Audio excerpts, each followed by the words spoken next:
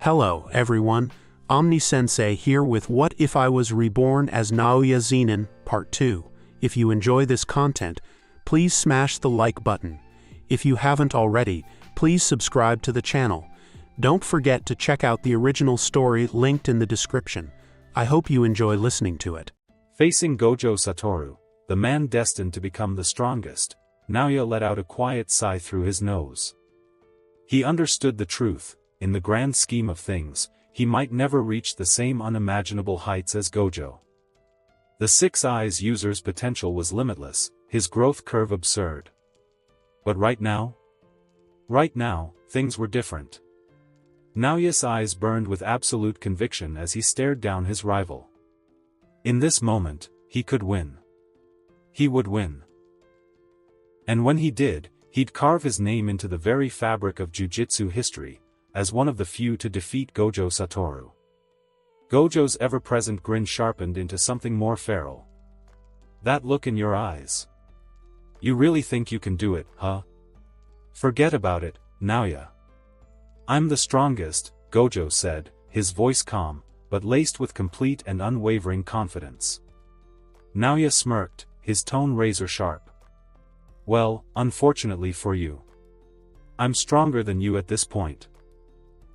Gojo tilted his head, his grin never faltering. Having a domain doesn't mean you're stronger. Naoya smirked, the corner of his mouth twitching with restrained excitement. It actually does, he said coolly.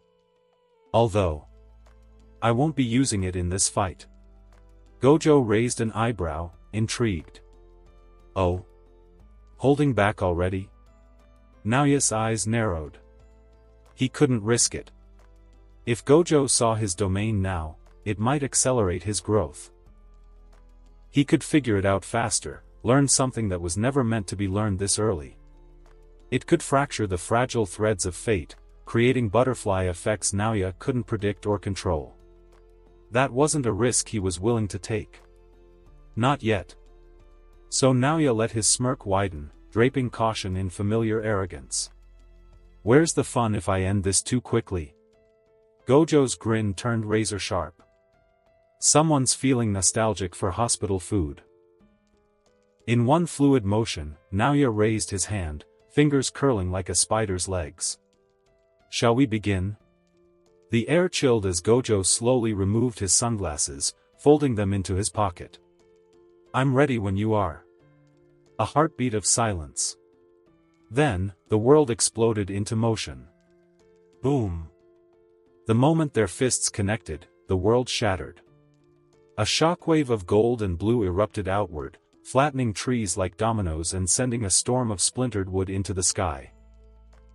Before the debris could even begin to fall, Naoya was already moving, twisting mid-air, his heel lashing toward Gojo's ribs with killing intent. Screech. The sound of cursed energy grinding against infinity's barrier split the air. TCH. Still a damn cheat. But Naoya didn't let the frustration slow him down.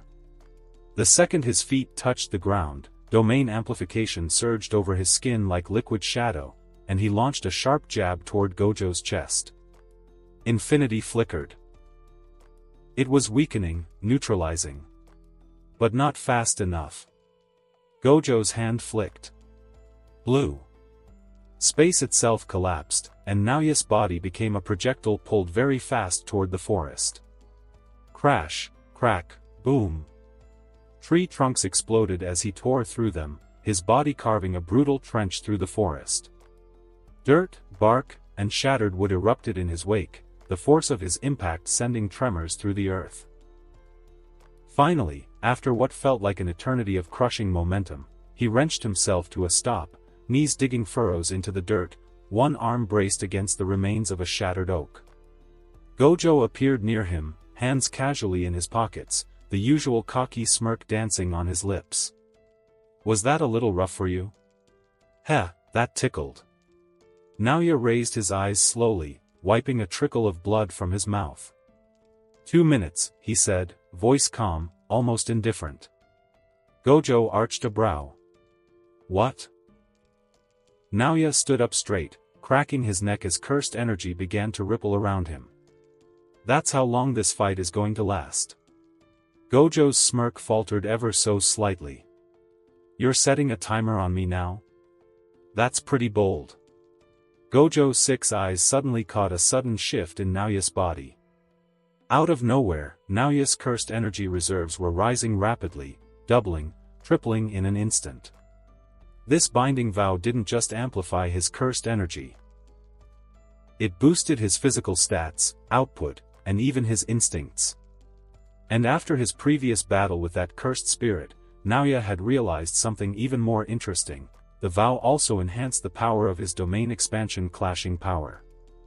That was what allowed him to stand his ground with the domain clash back then, although it was his first time opening it.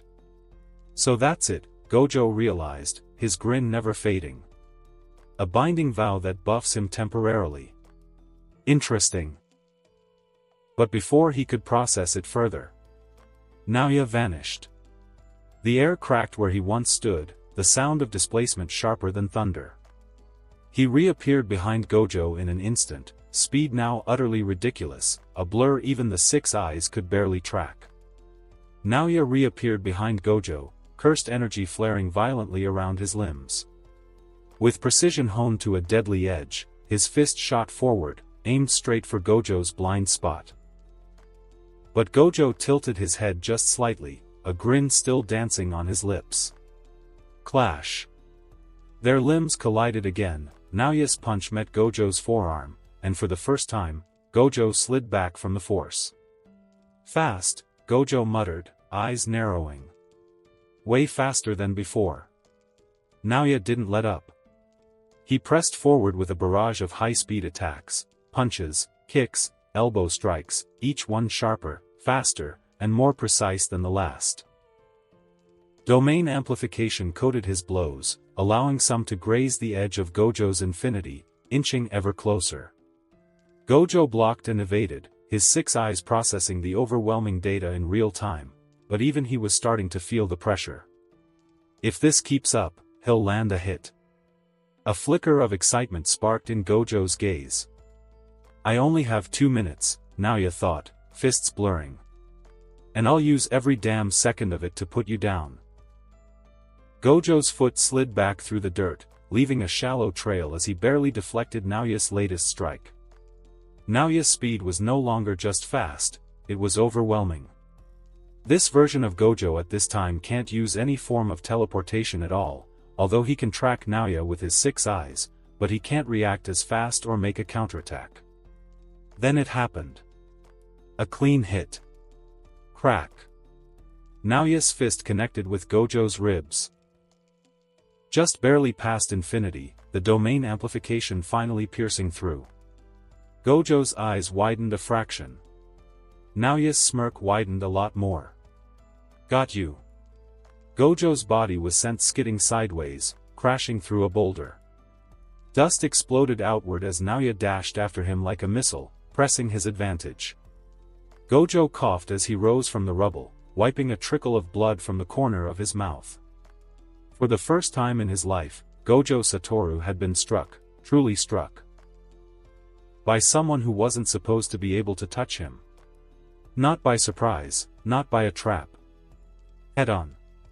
A clean, brutal hit that left a throb in his ribs and a metallic taste in his mouth. His 6 eyes whirred, analyzing every thread of cursed energy Naoya was burning through. TCH.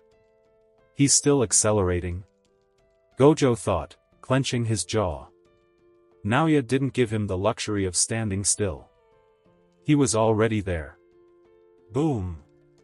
Another blow. Gojo raised his arm just in time to block, but the sheer force of Naoya's punch launched him off the ground again, tearing through air like a ragdoll flung by a storm.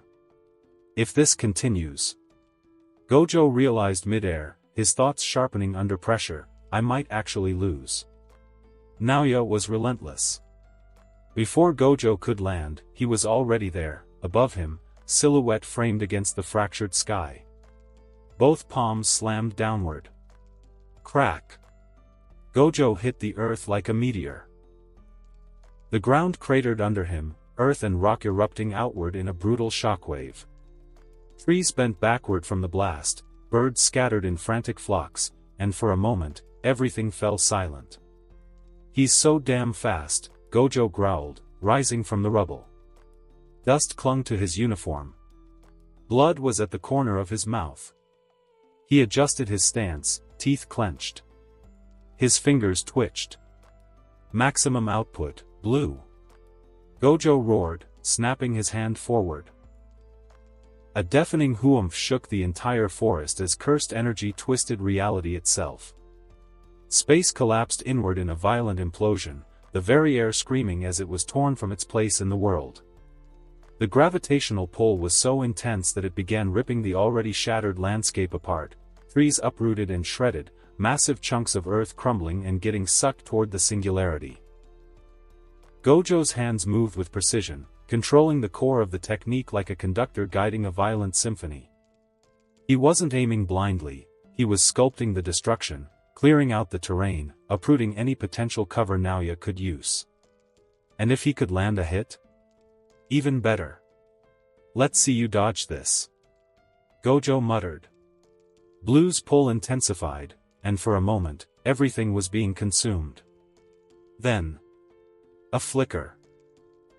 Naoya blurred through the collapsing space, weaving between the last few trees, vaulting off broken branches and slabs of earth, charging straight toward the heart of the implosion.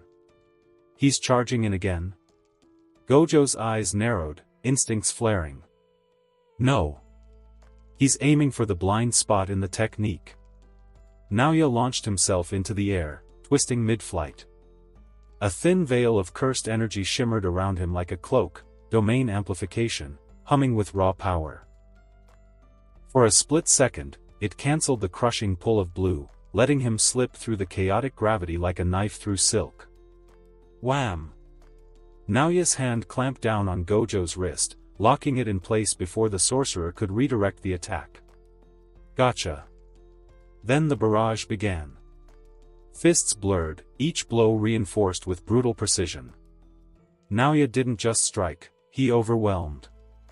Punches hammered into Gojo's ribs, shoulders, torso. Every movement calculated to suppress infinity, break his balance, and erase his defense. Gojo gritted his teeth, caught in the storm of hits, but he wasn't idle.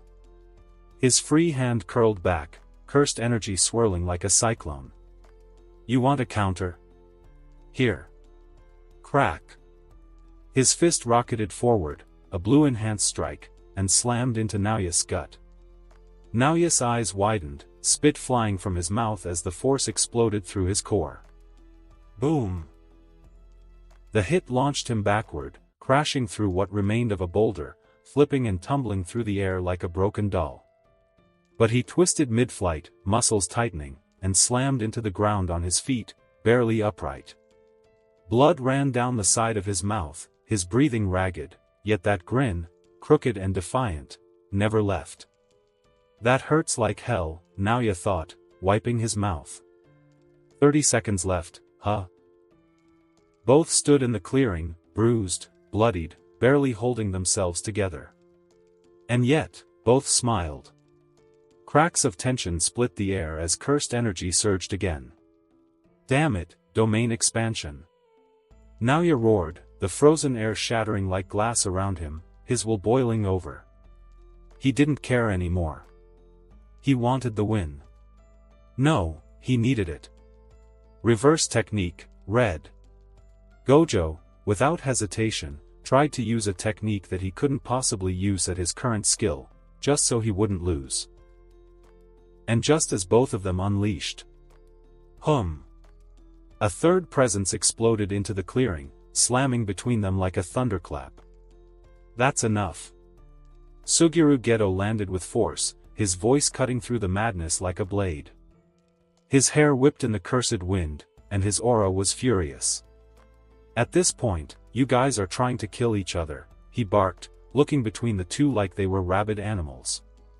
Naoya's domain halted mid-formation, unstable cursed energy fizzling around him. Gojo's hand, still trembling with the half-formed red, dropped slowly to his side, his chest heaving. Silence fell, thick and heavy. No excuses. No jokes. Just the undeniable truth is clear. For the first time in his life, Gojo Satoru had lost. Vow of temporal perfection. A binding vow that seemed reckless at first glance, but was far from it. As long as he didn't lose, he could activate it again and again. A temporary boost that pushed his body and cursed energy to extremes for exactly 2 minutes. The catch? Once the fight ended in his favor, the vow would forcibly drain half of his original cursed energy reserves as a price, ensuring it couldn't be spammed without consequence. Ha ha ha. Naoya's laughter ripped through the clearing, raw and unhinged.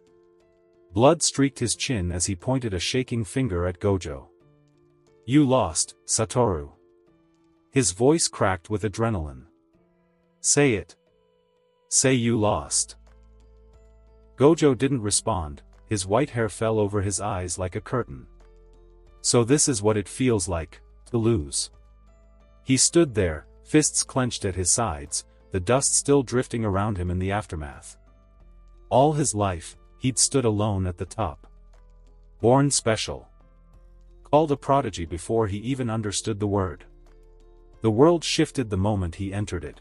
He wasn't just strong, he was the balance. But now?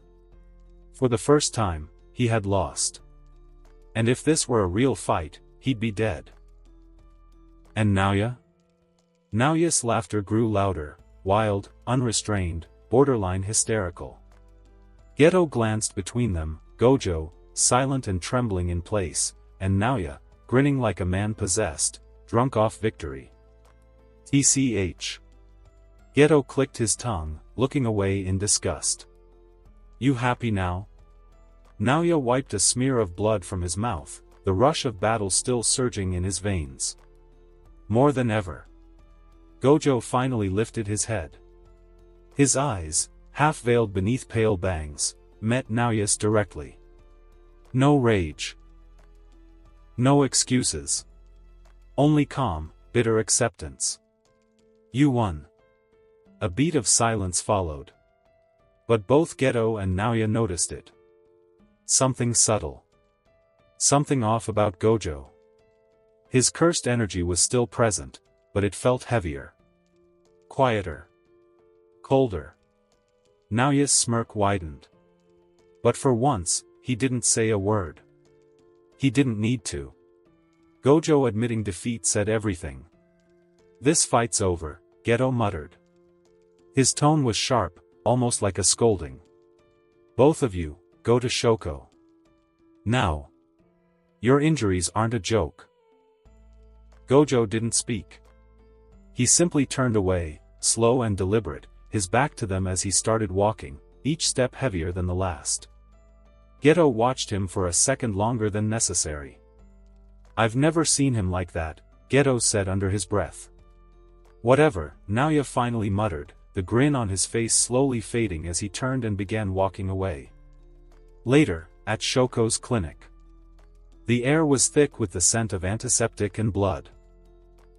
Far more blood than she was used to seeing from these three. Shoko stood there, arms crossed, cigarette forgotten between her fingers, eyes narrowing at the sight before her. Geto leaned against the wall, arm wrapped in a bloodied sling. Naoya was seated with an ice pack on his shoulder, ribs clearly bruised, still breathing a little too hard. And Gojo. Gojo sat silently on the farthest bed, head lowered, blood crusting his uniform, his expression unreadable beneath the mess of white bangs. Shoko blinked twice. Then once more for good measure. What the hell happened to you guys? Silence. No one answered. She looked at Naoya first, then at Geto. Her gaze finally landed on Gojo, and she frowned. Gojo, you have the most injuries out of the three of you. You're supposed to be untouchable, metaphorically and literally. So explain to me how the hell this happened. Naoya answered before Gojo could even move. It's none of your business, woman. That's what I wanted to say, but since it's good news, I'll bless you with it, he smirked, leaning back casually, his eyes gleaming with mischief. But in short, we had a little spar. Just the three of us. He raised a hand, fingers slightly trembling as he pointed to himself with a bloody grin. And without a doubt, I won. Shoko raised an eyebrow. You won? Against Gojo? Yup. Naoya didn't even blink. No domain? No domain. Shoko's eyes widened slightly, her gaze flicking back to Gojo, who still hadn't said a single word. He just sat there, silent, shoulders heavy, eyes hidden behind the curtain of his white bangs. And yet, that silence said more than anything Naoya could ever brag about. Shoko couldn't hide her disbelief. Naoya won, without using his domain? Against Gojo Satoru?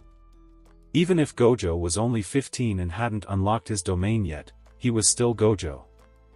The strongest prodigy. The one with the 6 eyes. If Naoya had used his domain, maybe it would make some kind of sense. But this? This was something else. From the moment he first heard about Naoya and his so-called accomplishments, Gojo hadn't taken him seriously. Not even once. Even after meeting him face to face, he'd brushed him off, placed him somewhere near the bottom of the mental list of people who might be worth his attention. But Gojo was raised like that. When you're born with the limitless and 6 eyes, when the world shifts the moment you take your first breath, everyone feels inferior. Not because you choose to see them that way, but because that's how they are. And now? Now he had lost. Not just bruised. Not just surprised. He had been defeated. For the first time, Gojo Satoru had a reason, no, a need, to become stronger. A silence hung in the room like fog until Gojo suddenly stirred.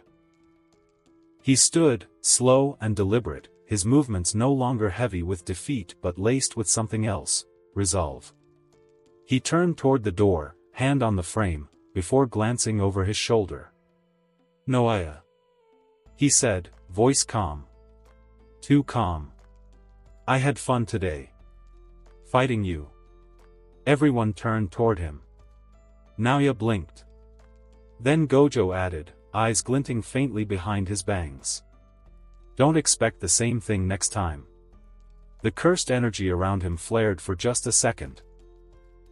Brilliant, sharp, and quiet like the edge of a blade, before he vanished down the hall. And for the first time, Naoya didn't have anything to say. A month passed quickly. Everything had seemingly returned to normal. Gojo, back to his usual loud and cocky self, leaned back in his chair in the corner of their classroom, tossing chalk pieces at Geto while chatting aimlessly. But then he noticed something strange. Naoya was sitting at his desk, dead silent, eyes glued to a magazine, flipping each page with slow, deliberate focus. His brows were furrowed in deep thought, like he was studying for an exam that would determine the fate of the world. Gojo blinked. "Yo, Naoya. What are you reading that's got you locked in like that?" Naoya didn't even glance up. "None of your business." Gojo, of course, leaned in anyway, his curiosity stronger than his respect for boundaries. And then he saw it. "Is that a porn magazine?" Naoya didn't even flinch. He turned the page with the grace of a scholar flipping through sacred texts. "I said it's none of your business." Before Gojo could recover, Geto slid in from the side, hands in his pockets, peering over Naoya's shoulder with a raised brow. "That's a good move," Geto commented casually. Naoya remained stone-faced. "TCH, amateurs." Gojo blinked, still baffled. "You're seriously studying it like it's strategy?" Geto gave a low chuckle, resting a hand on Naoya's desk as he glanced at the magazine.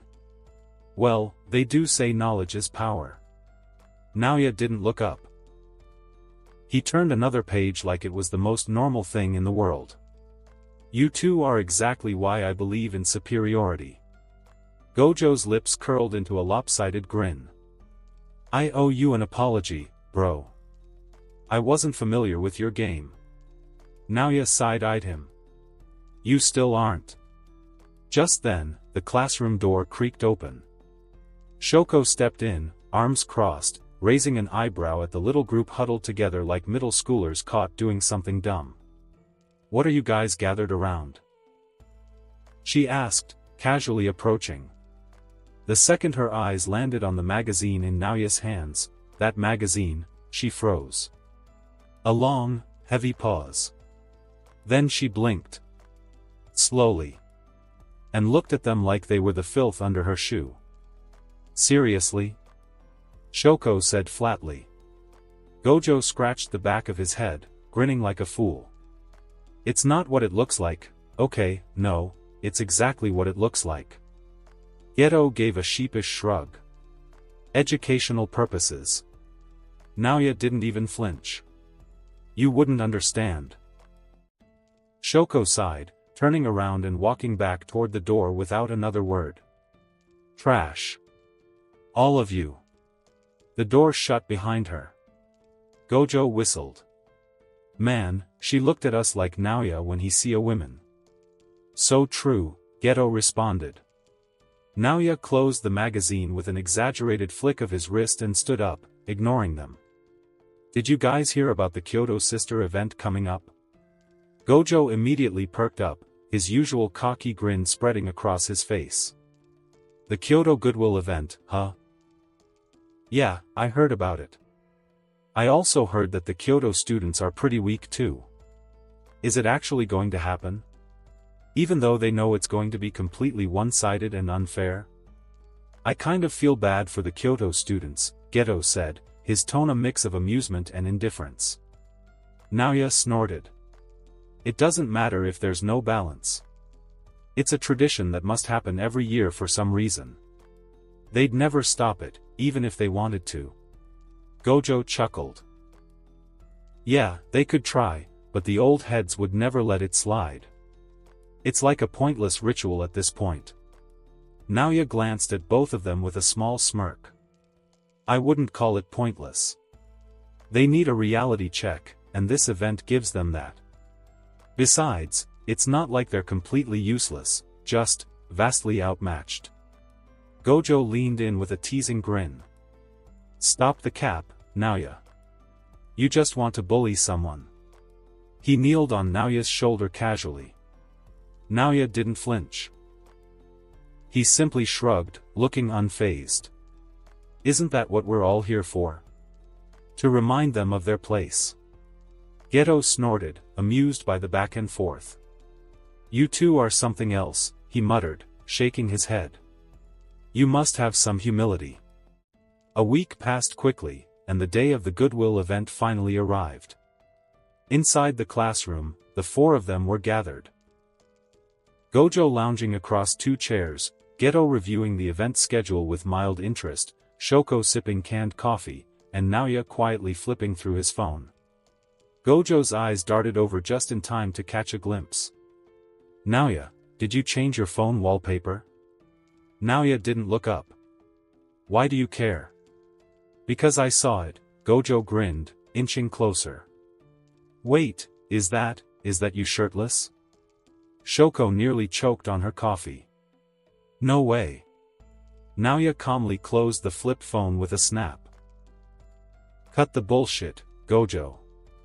Are you blind? It's you and Geto kissing, Naoya continued, his voice dripping with mockery. Huh? Shoko said, her eyes wide in shock. Geto froze, his expression flat.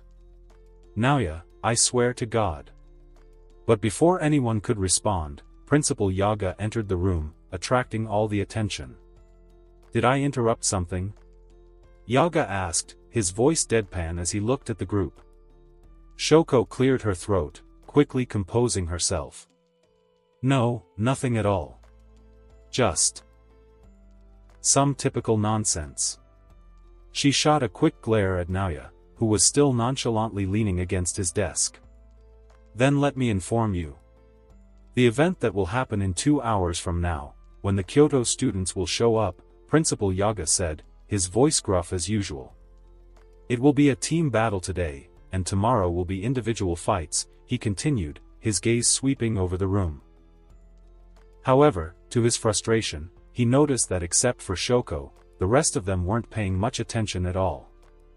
They were too busy chatting amongst themselves. Gojo and Naoya seemed to be engaged in some playful banter, while Geto sat back, indifferent as usual.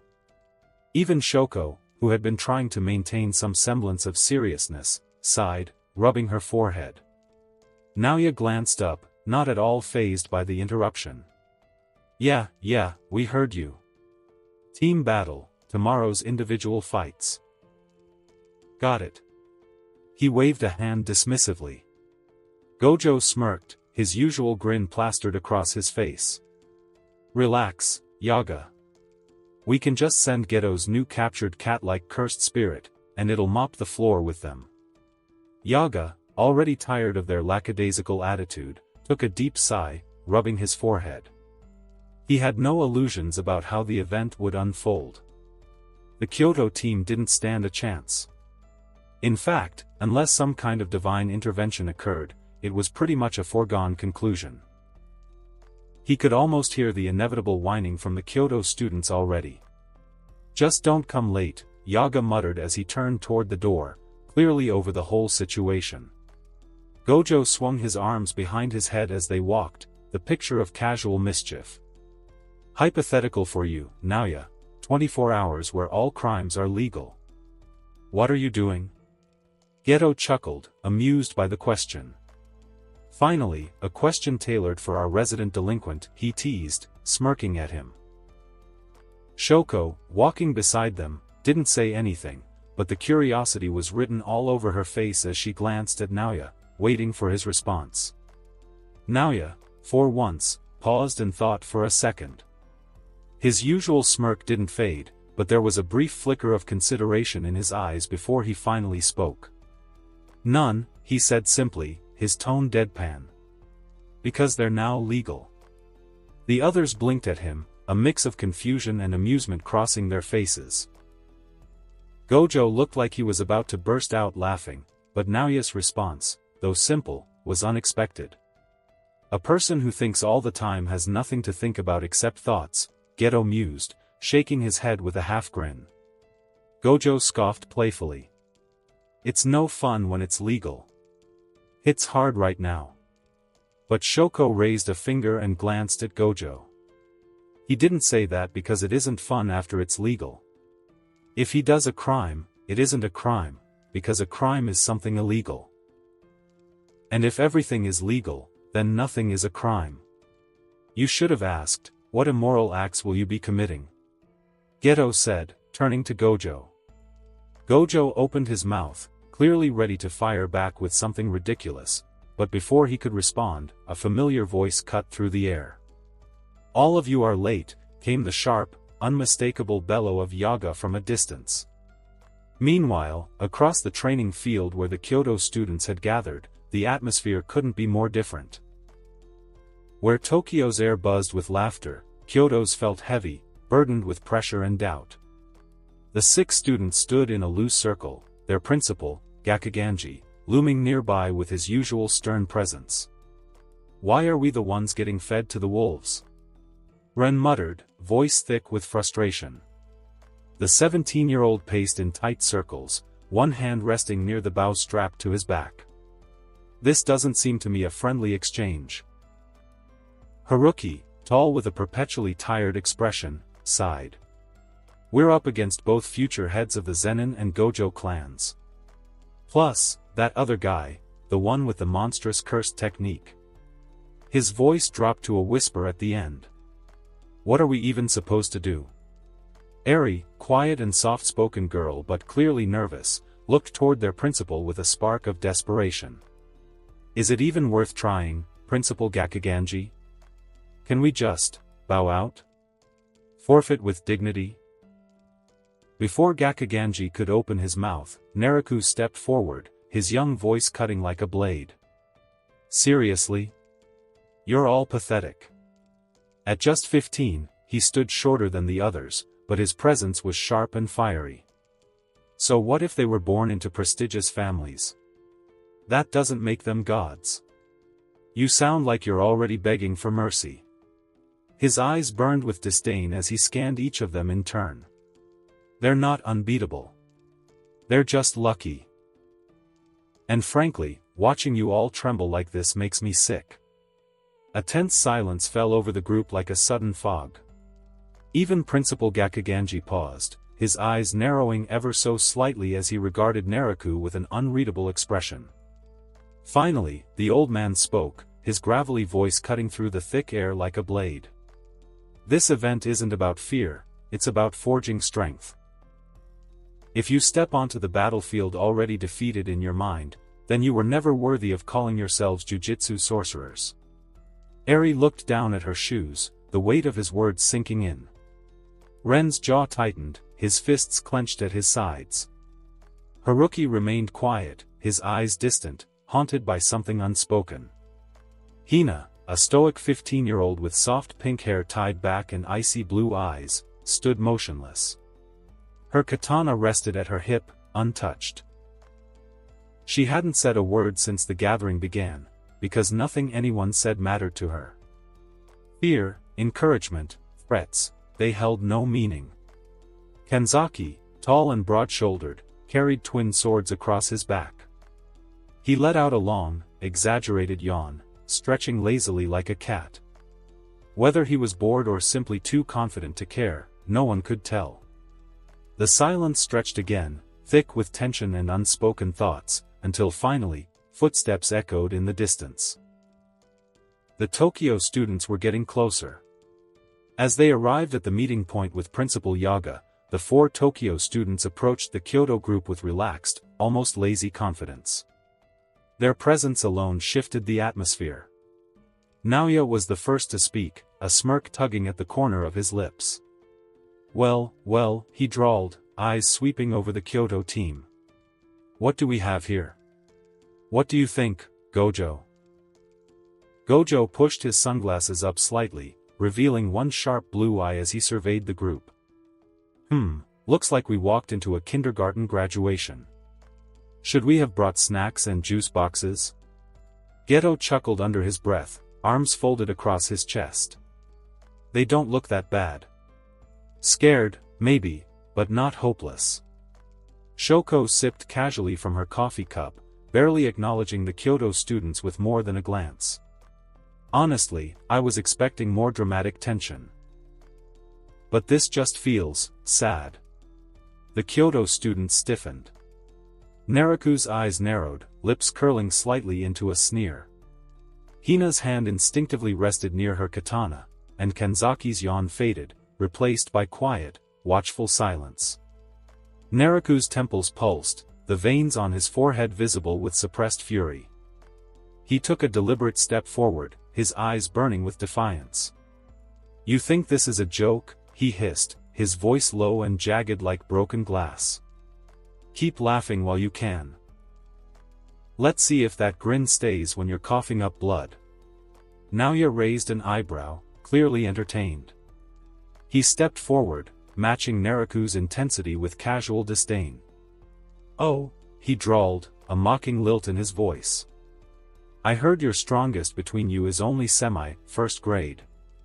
And with that level of skill, you dare speak to me like that?" He tilted his head, his smirk widening cruelly. "I've seen grade 2 cursed spirits with more presence than you losers. If I blinked, I might forget you ever existed." Naraku was born to a nameless, powerless family with no clan, no reputation, and no future. In the world of Jujutsu sorcerers, bloodline was everything, and he was almost nothing. Just a decent curse technique, no prestigious legacy to carry him forward. As a child, he watched the elite from afar, kids with inherited techniques, with connections, with respect they never earned. He trained harder than any of them, clawed his way up from the dirt, learned to fight dirty, learned to survive in shadows where no one cared if he lived or died. But no matter how strong he became, no matter how much he bled to get there, the world never looked at him the way they looked at someone with a name like Zenin. Naoya Zenin was the embodiment of everything he despised, arrogant, pampered, born into power he didn't work for. Cursed technique handed to him. Influence handed to him. Respect handed to him. And despite all that, he walked with pride, sneering down at others, trampling on those below him as if it was his right. The unfairness burned in Nariku's chest like a curse of its own.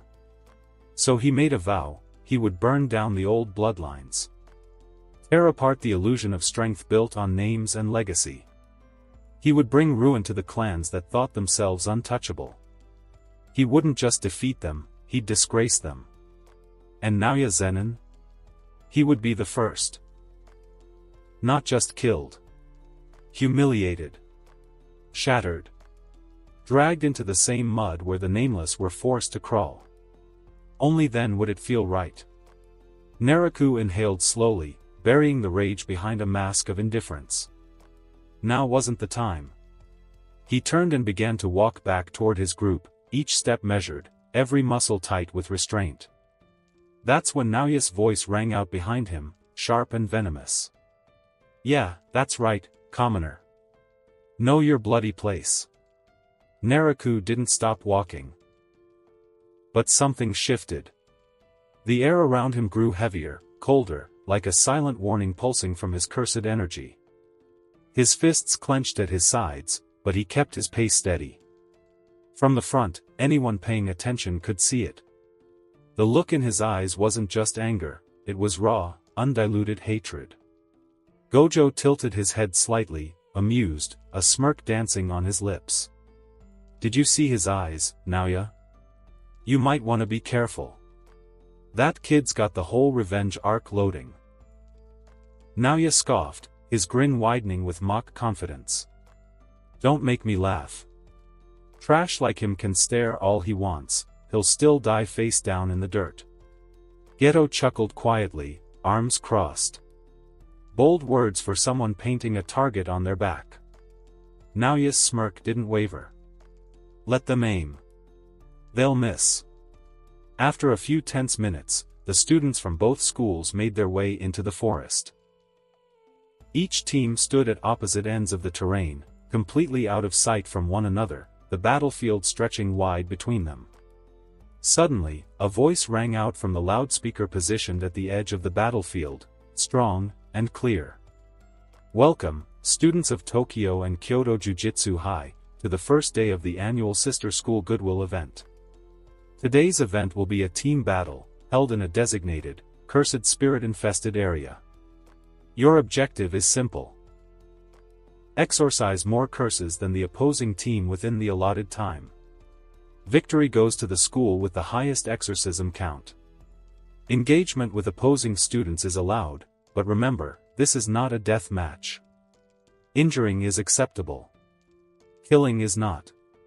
All participants are expected to showcase teamwork, strategy, and their progress as jujutsu sorcerers. Faculty and supervisors will be monitoring closely, so give it your all, and don't hold back. A brief pause. Let the battle begin. Good luck, and don't die. Meanwhile, within the observation room at Jujutsu High, a high-tech chamber lined with monitors and surrounded by reinforced glass, a number of jujutsu sorcerers had gathered to watch the event unfold in real time.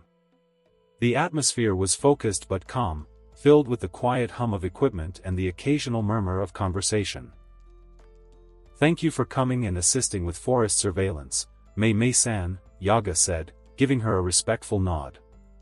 Mei, just 19 and already a renowned grade 1 sorcerer, stood poised among the faculty. She radiated quiet control, her icy white hair pulled up into a high ponytail, with two razor-straight strands framing her striking face. Her pale, piercing eyes glinted with quiet calculation, and the subtle curve of her lips hinted at a self-assured smile.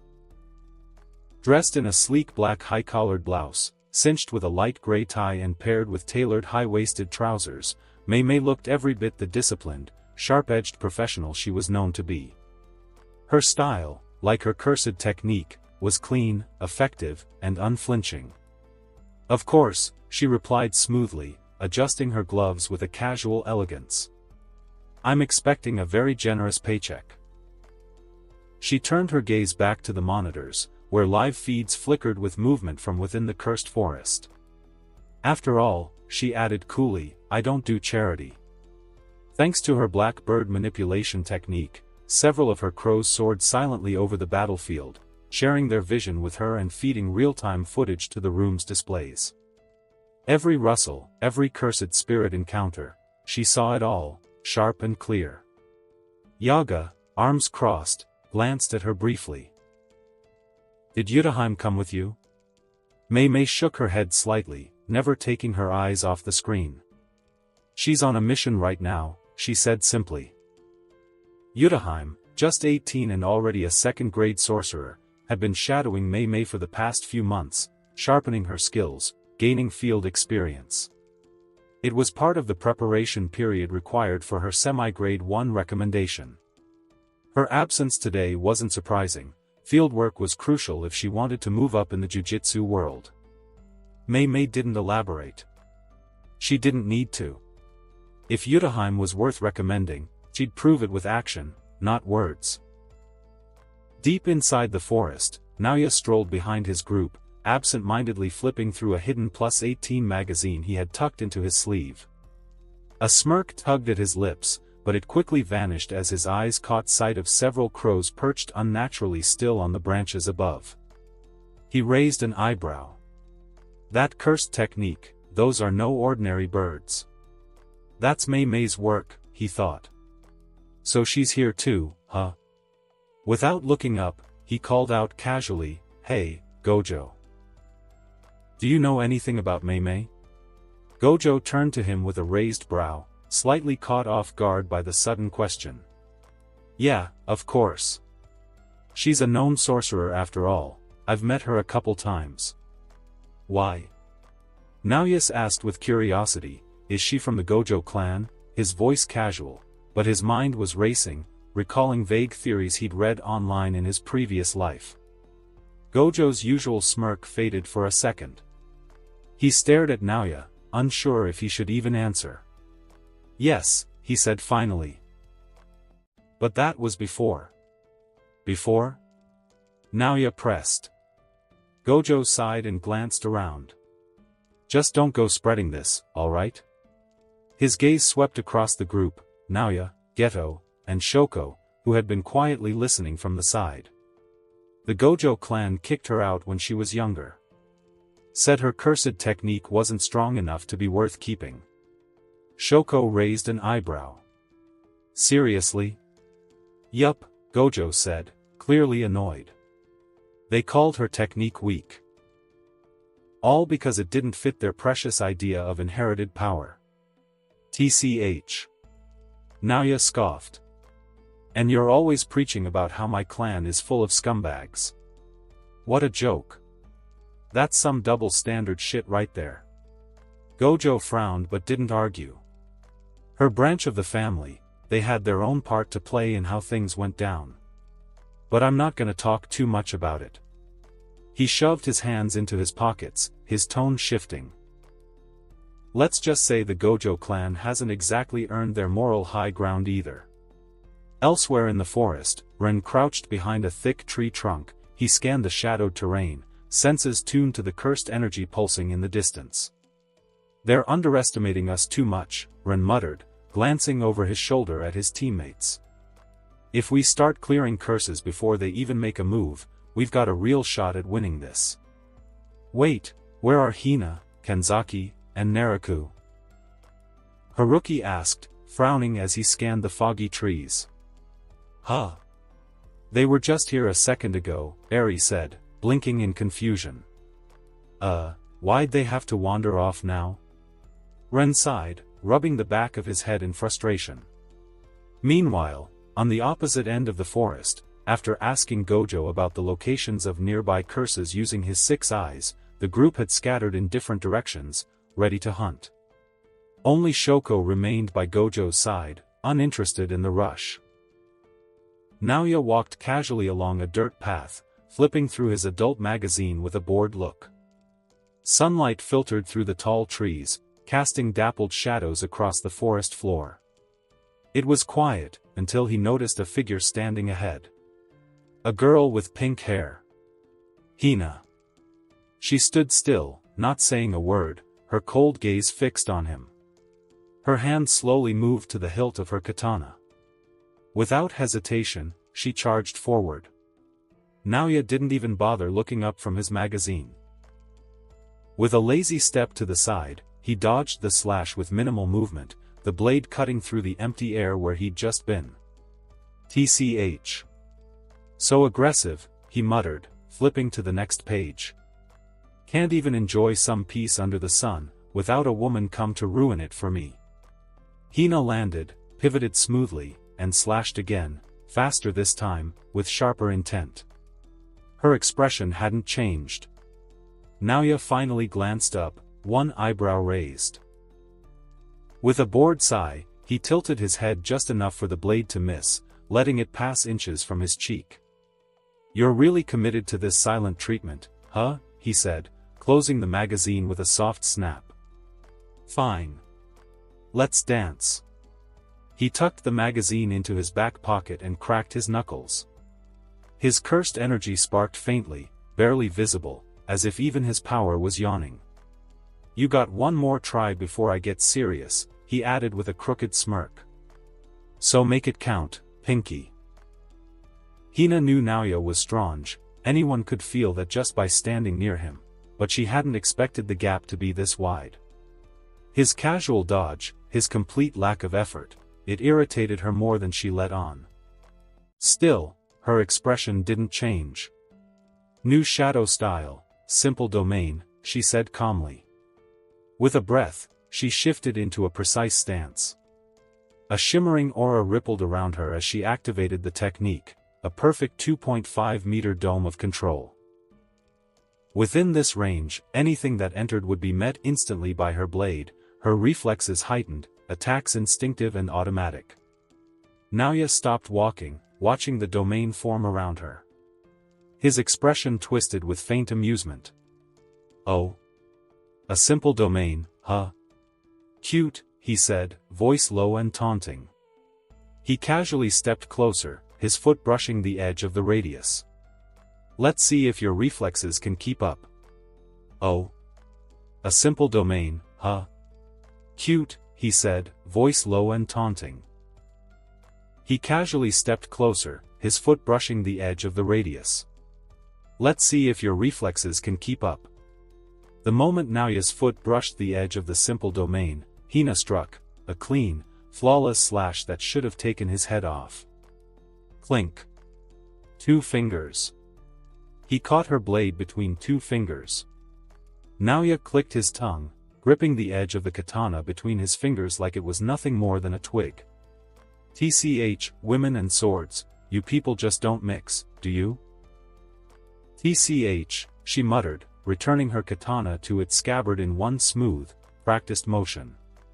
Then, with a sharp step back and a surge of cursed energy that cracked the earth beneath her, she shouted. "New shadow style, Bato." Her blade vanished in a blinding flash, faster than the eye could track.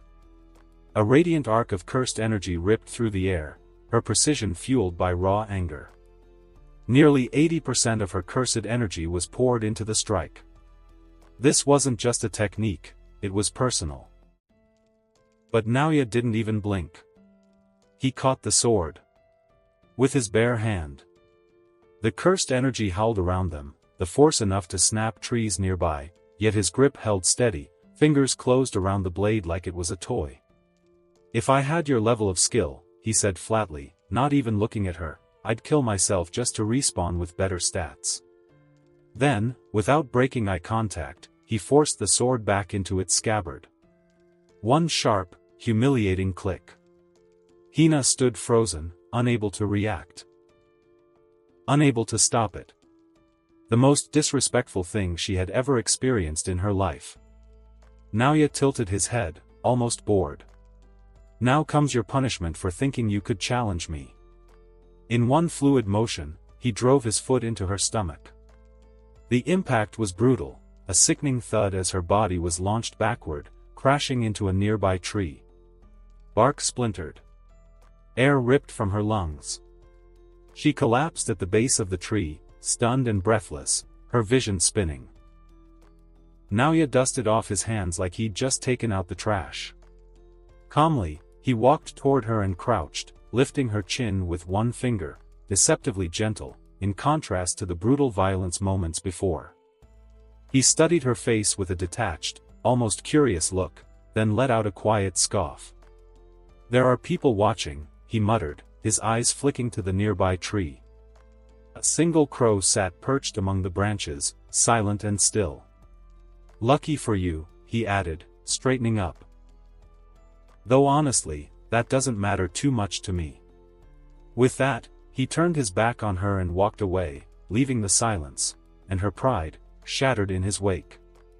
Hina stayed where she was, slumped against the tree, her fingers digging into the dirt beneath her. Her jaw clenched as the sharp pain in her ribs reminded her of the hit. But it wasn't the kick that hurt the most. It was him.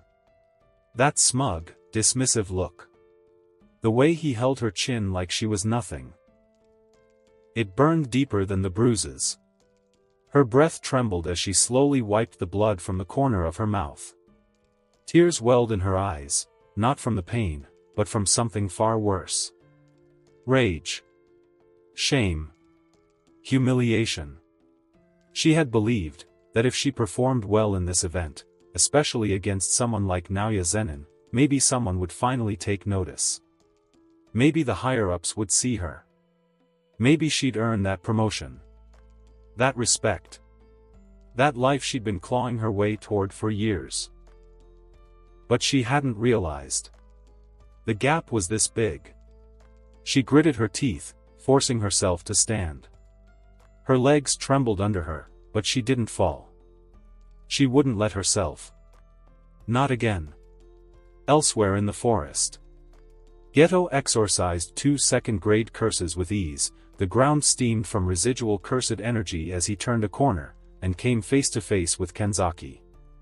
What followed wasn't a fight. It was a lesson. A brutal, one-sided beatdown. Geto didn't say a word until Kenzaki was barely conscious, slumped against a tree with a shattered arm and a look of disbelief frozen on his face. Not far away, Gojo's signature smirk lit up the forest clearing as he effortlessly overwhelmed Ren, Haruki, and Eri all at once. "I'll give you credit," he said, adjusting his sunglasses mid-fight, "you guys didn't run away. That's gotta count for something, right?" Seconds later, the Kyoto team was down, groaning in the dirt, completely outmatched. Only one person was unaccounted for, Naraku. Gone. Nowhere to be seen. Watching the chaos unfold, Mei crossed her arms and tilted her head slightly, a ghost of a smile on her lips. "That's very unfortunate for the Kyoto students," she said coolly. Yaga sitting beside her, his expression unreadable. "Those three. Gojo, Geto, and Naoya, they're already operating at the peak of grade 1. Naoya, in particular, is arguably past it." Mei raised an eyebrow. "You think Naoya's reached special grade already?" Yaga nodded slightly. "In terms of technique, combat efficiency, and the scale of destruction he can cause? Yes. He's pushing the limits of what a grade 1 sorcerer is supposed to be. If he keeps this up, a special grade promotion is inevitable." "And the other two?" she asked, casually tucking a strand of hair behind her ear. "They're not there yet," Yaga said, his tone calm and certain. "But it's only a matter of time." There was a beat of silence before Mei turned slightly, her gaze shifting to the silent figure standing behind them. "How do you feel about this, Principal Gakuganji?" she asked, her voice dipped in teasing curiosity. The elderly Kyoto principal scowled, arms tucked behind his back. "Strength alone isn't what makes a sorcerer. Reckless power with no discipline is a recipe for disaster." Mei smiled faintly. "Ah. But unfortunately, the world doesn't care about that when power decides the outcome." Gakuganji said nothing. Yaga, without turning, added quietly, "You're not wrong, but neither is he." Deeper in the forest. A twisted curse let out a shriek before it was split clean through by a flash of motion.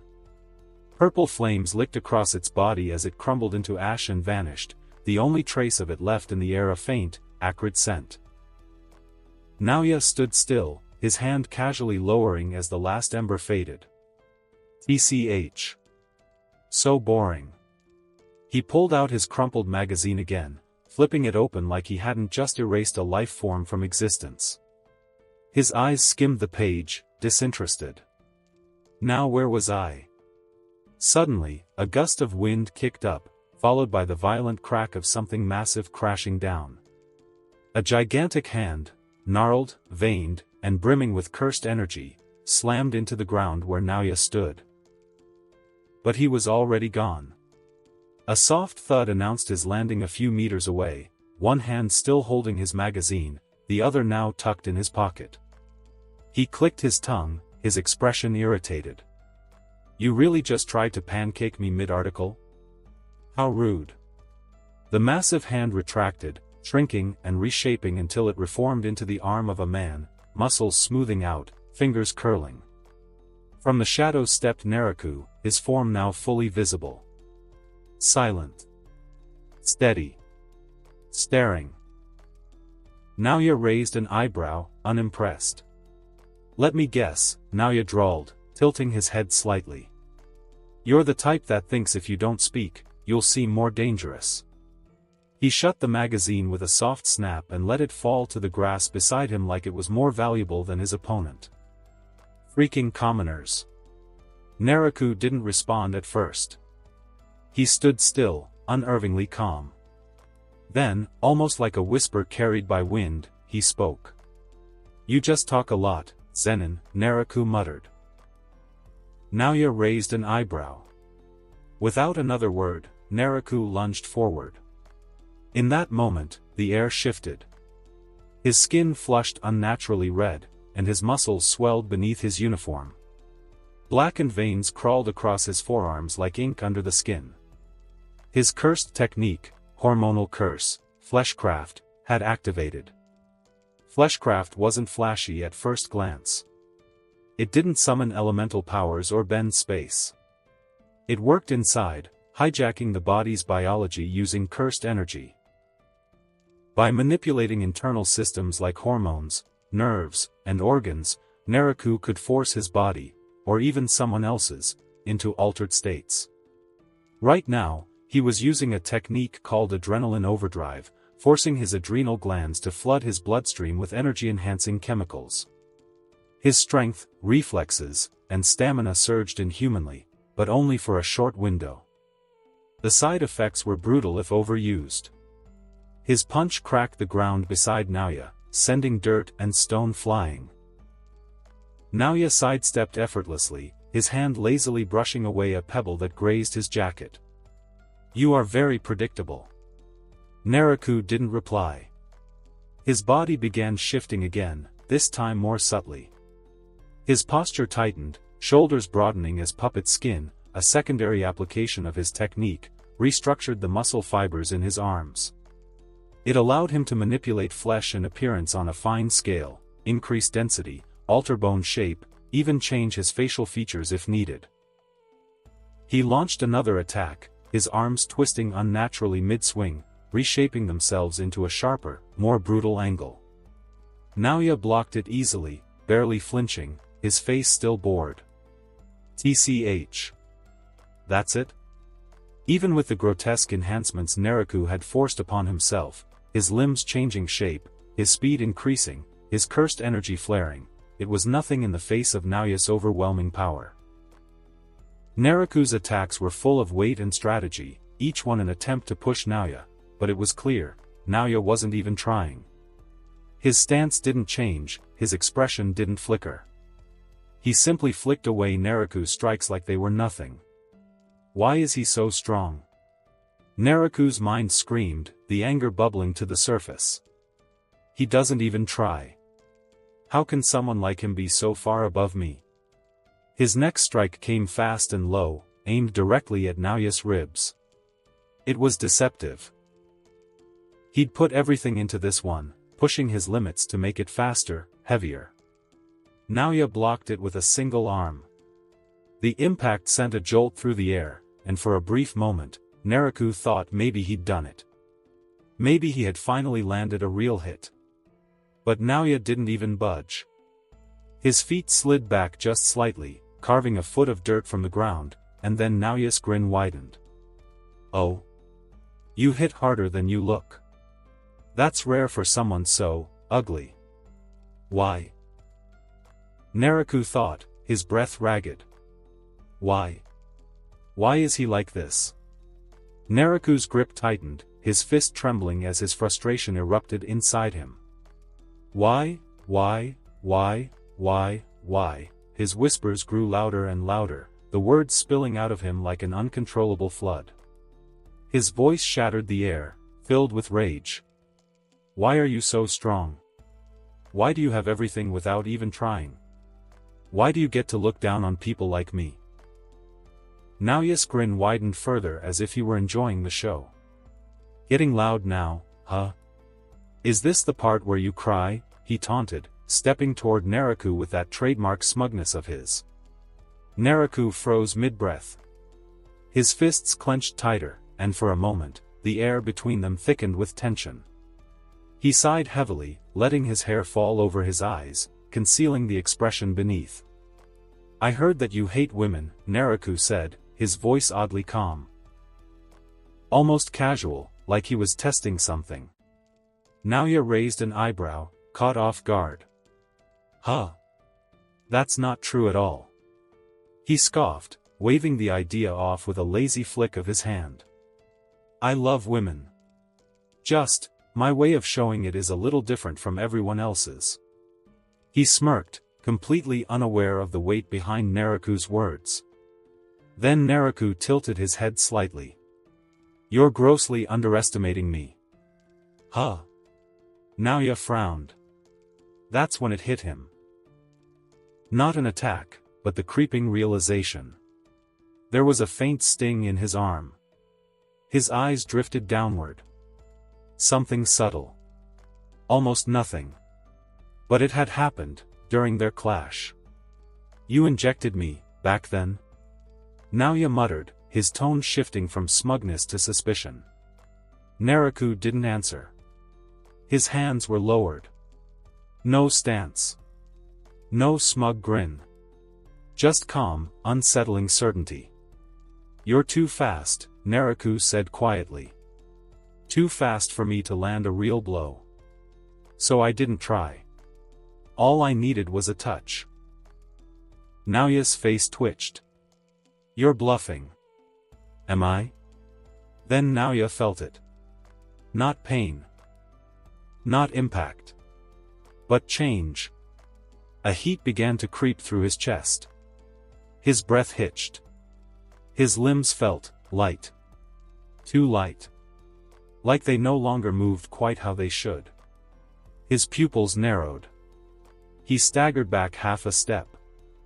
His voice cracked as he tried to curse, but the sound came out wrong, higher, unsteady.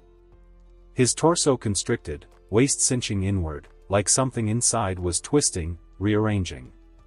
Skin, muscle, bones, all subtly, grotesquely adjusting. His cursed energy sputtered. "What?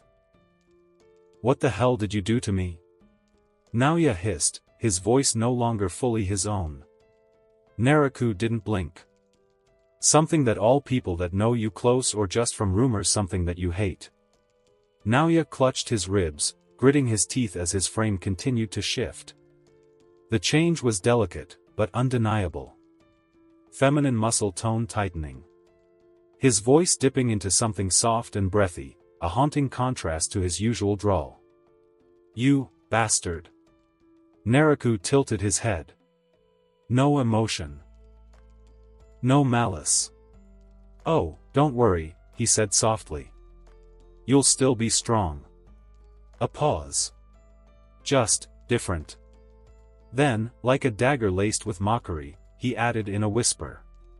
"So, how does it feel, being a woman?" Boom. A brutal punch crashed into Naraku's face, the force distorting the air around them as it connected. The impact sent him flying backward, crashing through a thick tree trunk with a violent crunch before skidding across the dirt. Naoya stood there, shoulders heaving. His new frame betrayed none of his fury, but the cursed energy rippling off him screamed rage. "If you don't turn me back right now," he snarled, voice unmistakably feminine, but laced with murderous intent. "I'll freaking kill you." Naoya's voice echoed, sharp, venomous, but still wrong. Feminine. And that only fueled his fury. He stalked forward, cursed energy flaring violently around him. Every step cracked the ground beneath him as he prepared to obliterate Naraku for what he'd done. But then he paused. Naraku wasn't moving. He lay there among the splintered remains of the tree, unconscious, completely out cold. Naoya narrowed his eyes. He's not faking it. He grit his teeth and glanced down at himself again, his waist narrower, frame shifted, and "TCH, the hell is this?" he muttered, one hand twitching before he gripped the side of his uniform and lifted it slightly. His newly formed chest moved in response. "You've got to be kidding me." Naoya scowled, rage simmering beneath the surface, bubbling into sharp confusion. His technique shouldn't be this effective. It can't override my body easily like this, he muttered, brows knitting tightly. Unless he used some kind of binding vow. His eyes narrowed. This is way beyond some sick flesh manipulation. He glanced down again, jaw twitching. "TCH. Jacob, at least," he scoffed. "And the size of my thighs, what the hell was he imagining?" The cursed energy crackling off his body began to distort the air. "I'm going to break every bone in his body once he wakes up." From the observation room, an uneasy silence fell over the group as they watched the screen. Naoya stood in the clearing, silent and seething, looking down at his now Kavya body with thinly veiled murder in his eyes. Mei blinked once, then sipped her tea without emotion. "Well," she said smoothly, "that's certainly one way to trigger an identity crisis." Yaga ran a hand down his face, his brow furrowed in concern. "I'm calling Gojo and Geto," he muttered, pulling out his radio. Before Naoya turns Naraku into a smear on the forest floor. Mei let out a small hum. Reverse curse technique or not, I doubt Naraku will walk away from this in one piece. I almost feel bad for him. Yaga sighed, finally getting a signal. "Gojo. Geto. I need one of you to intercept Naoya before he erases Naraku from existence." Elsewhere in the forest. After getting the call, both Geto and Gojo, although confused, quickly went searching for Naoya. Gojo, with his 6 eyes, quickly located the area, while Geto, on the other side of the forest, summoned a flying curse and started scanning the area from above. Naoya, now slightly calmer, leaned against a tree stump, arms folded, deep in thought. He wasn't thinking about the fight. He was thinking about revenge, how to ruin Naraku's life permanently. Maybe I'll give him a little introduction to the soap in prison method, he muttered darkly, a wicked grin curling on his lips. That's when he felt a presence. White hair. Blue eyes. A familiar pressure in the air. He turned. "Gojo," he muttered. Gojo stopped a few steps away, blinking as he took in the sight. His mouth opened slightly. Is this you, Naoya?"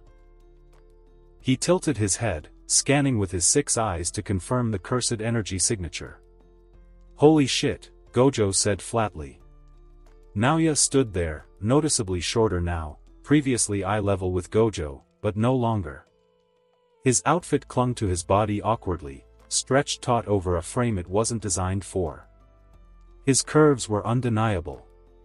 Even his hair had changed, now falling in a short, layered bob, with soft side-swept bangs framing his irritated face. But it wasn't just his body. His face had shifted too, softer now, with delicate features that had taken on a more feminine beauty. Naoya, as a man, had always been a looker, no one could deny that. And even now, as a woman, the effect was no different. His eyes narrowed, and his lips pressed into a thin line, masking the growing frustration that bubbled inside him. Ladies and gentlemen, please welcome the most unexpected glow-up of the century. Miss NAOYA ZENIN, formerly known as Public Enemy Number 1, Gojo announced instantly, throwing his arms out like a game show host. NAOYA took a single step forward, cursed energy flaring violently. I swear to God. Wait, Gojo said, holding up a hand, eyes sparkling with mischief. Does this mean you finally get to understand what it's like to live in fear of you? You were already a walking headache. Now you're a walking thirst trap. Pick a struggle, NAOYA. Pick one. NAOYA's eye twitched. His aura cracked the ground beneath him, cursed energy flaring out like a storm surge. Keep talking, Gojo. I dare you. Gojo laughed, not even flinching. Oh no, I'm terrified. I might start crying from how pretty you look when you're angry. Gojo chuckled again, thoroughly enjoying himself. But before NAOYA could lunge forward, a sharp presence cut through the tension. Geto landed gracefully atop a thick tree branch, arms crossed. A flying curse circled above before dissolving into darkness. Gojo looked up and grinned. You're late to the gender reveal party. Geto blinked, eyes narrowing as he scanned NAOYA from head to toe with practiced calm. Then he blinked again. Slowly. What the hell am I looking at? His expression twisted into mock horror. Oh my God. NAOYA? Is that you? You're hot. I think this is my villain origin story. Gojo snorted. An accurate and much-needed upgrade, if you ask me. NAOYA took a sharp breath through his nose, his body visibly trembling with rage. Geto turned to Gojo, voice lowering. Did you check if that technique can be reversed? Gojo nodded. Yeah. It's not surface level. Hormonal, skeletal, even neural remapping. This isn't just cursed energy trickery, it's straight-up sorcery with a psychological middle finger for NAOYA. Geto gave NAOYA one last glance. You gonna be okay there, princess? NAOYA's eye twitched. Nah. I can't stand it anymore. He formed a hand sign, cursed energy flaring up like a storm. Domain expansion, he shouted in fury. Relax. Relax, NAOYA, we were just joking. Gojo shouted, arms flailing as he instinctively leapt back, hands glowing while Geto was already halfway gone, leaping to another branch. After that day, Tokyo Jujutsu High was declared the victor of the event, as the Kyoto team unexpectedly forfeited the second day. Officially, they claimed internal injuries and team instability. Unofficially, no one wanted to be near the Tokyo students.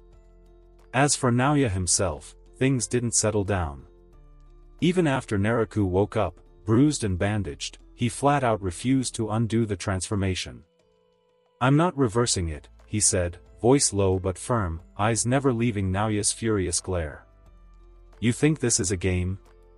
NAOYA roared, lunging at him.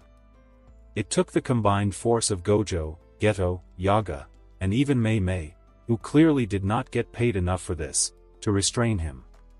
Barely. Naraku stood his ground. Calm. Resigned. I won't, he said.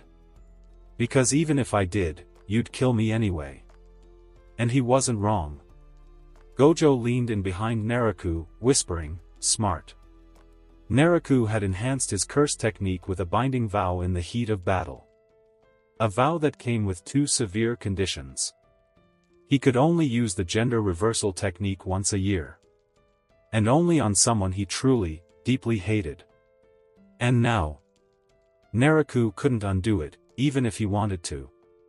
Not until next year.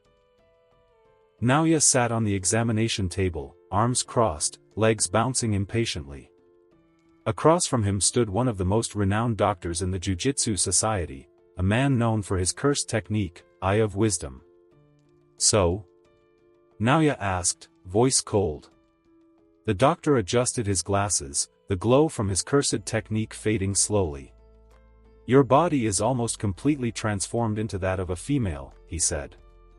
And it's still adapting. Naoya's eyes narrowed. What do you mean adapting? Psychologically, the doctor clarified. The technique is still rewriting you on a deeper level, hormonal shifts, neurochemical pathways, subconscious alignment. He hesitated for a second. It's trying to adjust your sexual orientation. Soon, you'll start feeling attraction to males. Silence fell. The Eye of Wisdom flickered once more before fading entirely. Naoya's expression didn't change. He stared forward, expression unreadable. He ignored the doctor's words about attraction, shoving it into a box in the back of his mind, and asked something else. If there's a technique that nullifies all cursed techniques, could it undo this too? Now that thought stuck in his head like a splinter. Something that could rewrite him. Could something else erase it? The doctor let out a thoughtful sigh. I don't think there is something like that, he said. But, if it did exist, something that could nullify all cursed techniques, then yes. In theory, it could undo this as well because the effect of the technique is still going. He looked at Naoya again, his expression grim. But from my calculations, you'll be 100% biologically female in 2 months or less. Maybe even sooner. Naoya didn't flinch. He didn't respond. He just stared blankly at the floor. And then, without a word, he vanished. Now, standing atop a skyscraper in Tokyo, the wind brushing through his short, layered bob, Naoya pulled out a battered flip phone from his pocket. His new form made the device feel slightly larger in his hands, and the tightness of his clothes, especially around the chest and thighs, was maddening. But none of that mattered right now. He dialed. 1 ring. 2. Click. Naoya? The voice of NAOYA ZENIN, calm and weathered, crackled through the speaker. Naoya opened his mouth to speak, but hesitated for a moment. Then, he let the words fall out in his now undeniably feminine voice. It's me. Silence. Longer than expected. What the hell is wrong with your voice? NAOYA finally asked, suspicion cutting through the static. You sick or something? Naoya's eye twitched. I don't want to talk about that. Another pause. Wait, don't tell me. I said I don't want to talk about it, Naoya repeated, venom creeping into his tone. Ha. NAOYA chuckled. Deep and slow, like a man hearing the best joke he never expected. You sound like your aunt, rest her soul. Damn. So someone finally humbled your arrogant ass? Cursed energy sparked faintly around Naoya, the glass beneath his hand cracking. I didn't call to be mocked, he said coldly. I called because I need your help. NAOYA's tone shifted. Serious now. Go on. I need you to find someone for me, Naoya said, voice like steel. Toji Fushiguro. The other end of the line went silent. What the hell do you want with him? One of his special grade cursed tools. That was all Naoya said. But it was enough. NAOYA understood instantly. He didn't say a word. As soon as possible, Naoya continued. I'm running out of time. Anything else? NAOYA asked, low. Naoya glanced at his reflection in the glass, a beautiful woman with cold eyes and a dangerous smirk. Yeah, he said. It's about a Kyoto student. His name is Naraku. A beat. I want you to take care of his grave. A week passed quickly, and for Naoya, it was hell. Every single day, both Gojo and Geto took great joy in tormenting him. Whether it was teasing, flirting, or just showing up at the worst times, they didn't miss a single opportunity. Today was no different. Naoya was walking down the hall in his new Jujutsu high uniform, tailored specifically for him now, since the old one was clearly not compatible anymore. It hugged his new frame a little too well, much to his irritation. That's when Gojo slid into his personal space, grinning like an idiot. "Hey Naoya, do you know how to delete this app called Google?" Gojo asked suddenly. Naoya sighed. "Why the hell would you need to delete Google?" Gojo leaned in with a sparkle in his eye. "Because my search was over the moment I met you." He even tried to smolder. Like he thought he was on the cover of some romance manga. Naoya stared at him for a long second. Then blinked. "I hope you choke on your own pickup line." "Damn," Geto said, appearing from behind a pillar with a drink in hand. "Rejected again. Tragic." Gojo pouted. "One day she'll smile at me like I'm the only one in the world." "She?" Naoya snapped, his eyebrow twitching. "I'm still me, damn it." "Sure," Geto nodded, sipping. "But you're you with better hips now." Naoya raised a hand glowing with cursed energy. "I will end both of you." Gojo took cover behind Geto like a child hiding from consequences. "Geto, shield me with your love." Later that evening, Naoya sat atop the school's rooftop, legs crossed, wind tugging at his hair. The setting sun painted the sky in golds and purples, but he didn't care. His fingers drummed impatiently on his thigh. 1 week wasted. And nothing from Naobito yet. With each passing day, he could feel the cursed technique's effect crawling deeper into him. His reflection now looked more like a stranger than ever. The door to the rooftop creaked open. He didn't need to turn around to know who it was. "Geto. You always were dramatic," Geto said casually, walking over with 2 canned drinks. He held one out. "Tea?" Naoya didn't answer. He took the can but didn't drink. "Still thinking about the body thing?" Geto asked, sitting down beside him. "Or are you thinking about how Gojo keeps finding new ways to hit on you?" Naoya's fingers clenched around the can. "Both." Geto chuckled. "What's the experience then?" "I feel like I got nerfed 10 times in this body," Naoya responded. Geto let out a laugh, the kind that was equal parts amused and sympathetic. "Damn. That bad, huh?" He took a sip, then stared off into the skyline. "And don't even get me started on Gojo. If I hear one more line, I will expand his domain." The rooftop went quiet again. Just the wind and the low hum of the city. Then, Geto's voice dropped a bit, calm and serious. "Do you think you'll get used to it? If you can't find a way to change back?" Naoya didn't answer at first. His eyes flicked toward the sky, unreadable. "I don't know. I don't want to. But if I have to live like this, I'll find a way to make it work. Stronger, better, even in this form." Geto looked at him with something rare in his eyes, genuine respect. "Now that sounds like the Naoya Zenin I know." Naoya finally smirked, cold and sharp. "Don't get sentimental on me." Geto raised his hands. "Wouldn't dream of it, bitch." Naoya snorted. "You kiss your curses with that mouth?" Geto smirked, tilting his head. "Only the attractive ones." Before Naoya could fire back, the rooftop door burst open with a bang, and Gojo strolled out like he owned the skyline. "Ah, I knew I'd find you two up here having a moment," he said, sunglasses already halfway down his nose. "Geto, bro, you better not be stealing my screen time." "Gojo." Relax, relax," Gojo waved dismissively. Then he looked Naoya up and down in that maddening way of his. "God, even your sulking is hot now. How unfair is that? Why are you even here?"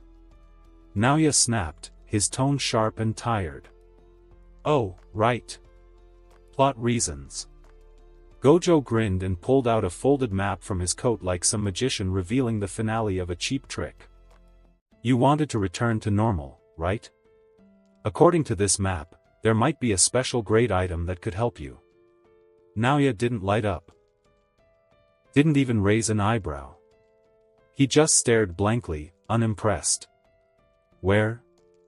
Gojo raised the map just out of reach like a child teasing a sibling. First, say, pretty please. Naoya's eye twitched. Geto, who had been quietly sipping from his drink nearby, groaned. And this is why we don't let Gojo deliver critical intel. Naoya exhaled slowly, gripping the bridge of his nose as if warding off a headache. Then muttered with venom-dipped calm, arguing with a fool proves there are two. 1 month passed quickly. Turned out, in the end, that the map Gojo had brought was completely fake. The three of them, Naoya, Gojo, and Geto, had chased it halfway across Honshu, only to come back with nothing but wasted time and bruised egos. Today Naoya felt off. Restless. Wrong. That's why he called Gojo. Martial arts practice? Gojo asked, already cracking his knuckles. You sure? I've been working on some new moves. Shut up and fight me, Naoya replied. They cleared the rooftop training space. Gojo dropped his infinity, just like always, and the spar began. It didn't last as long as usual. Gojo was sharper, faster, maybe just a bit luckier. He found a gap in Naoya's stance, spun in, and twisted Naoya's arm into a lock before slamming him down to the mat. Naoya's breath caught. Gojo leaned in, grinning like an idiot, his face close, way too close.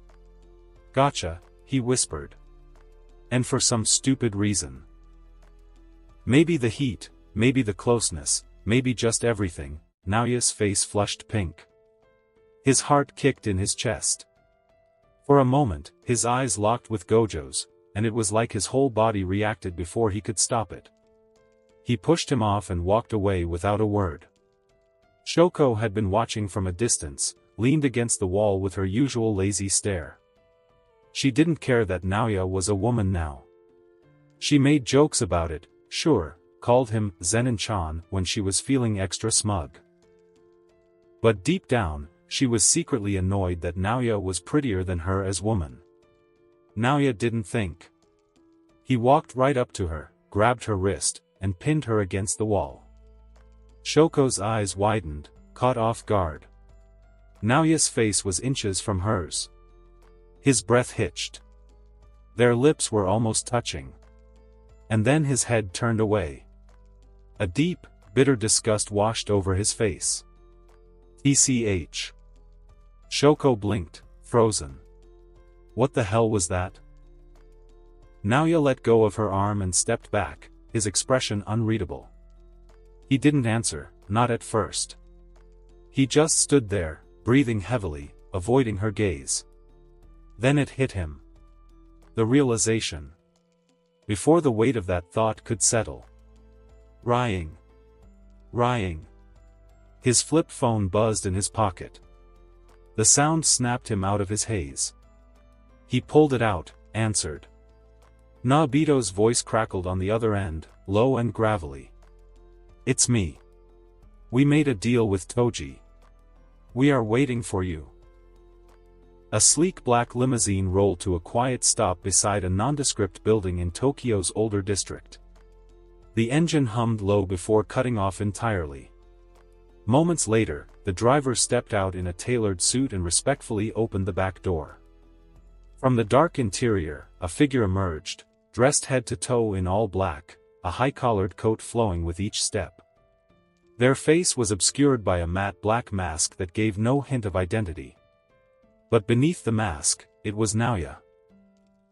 He moved with the same precision and arrogance he always had, but his silhouette had changed, slimmer now, curves sharpened beneath the fabric of his custom-tailored suit. The long silence in the air gave his presence weight, each footstep echoing slightly as he approached the building entrance. Nobito was sitting just inside, lounging with a sake cup in hand.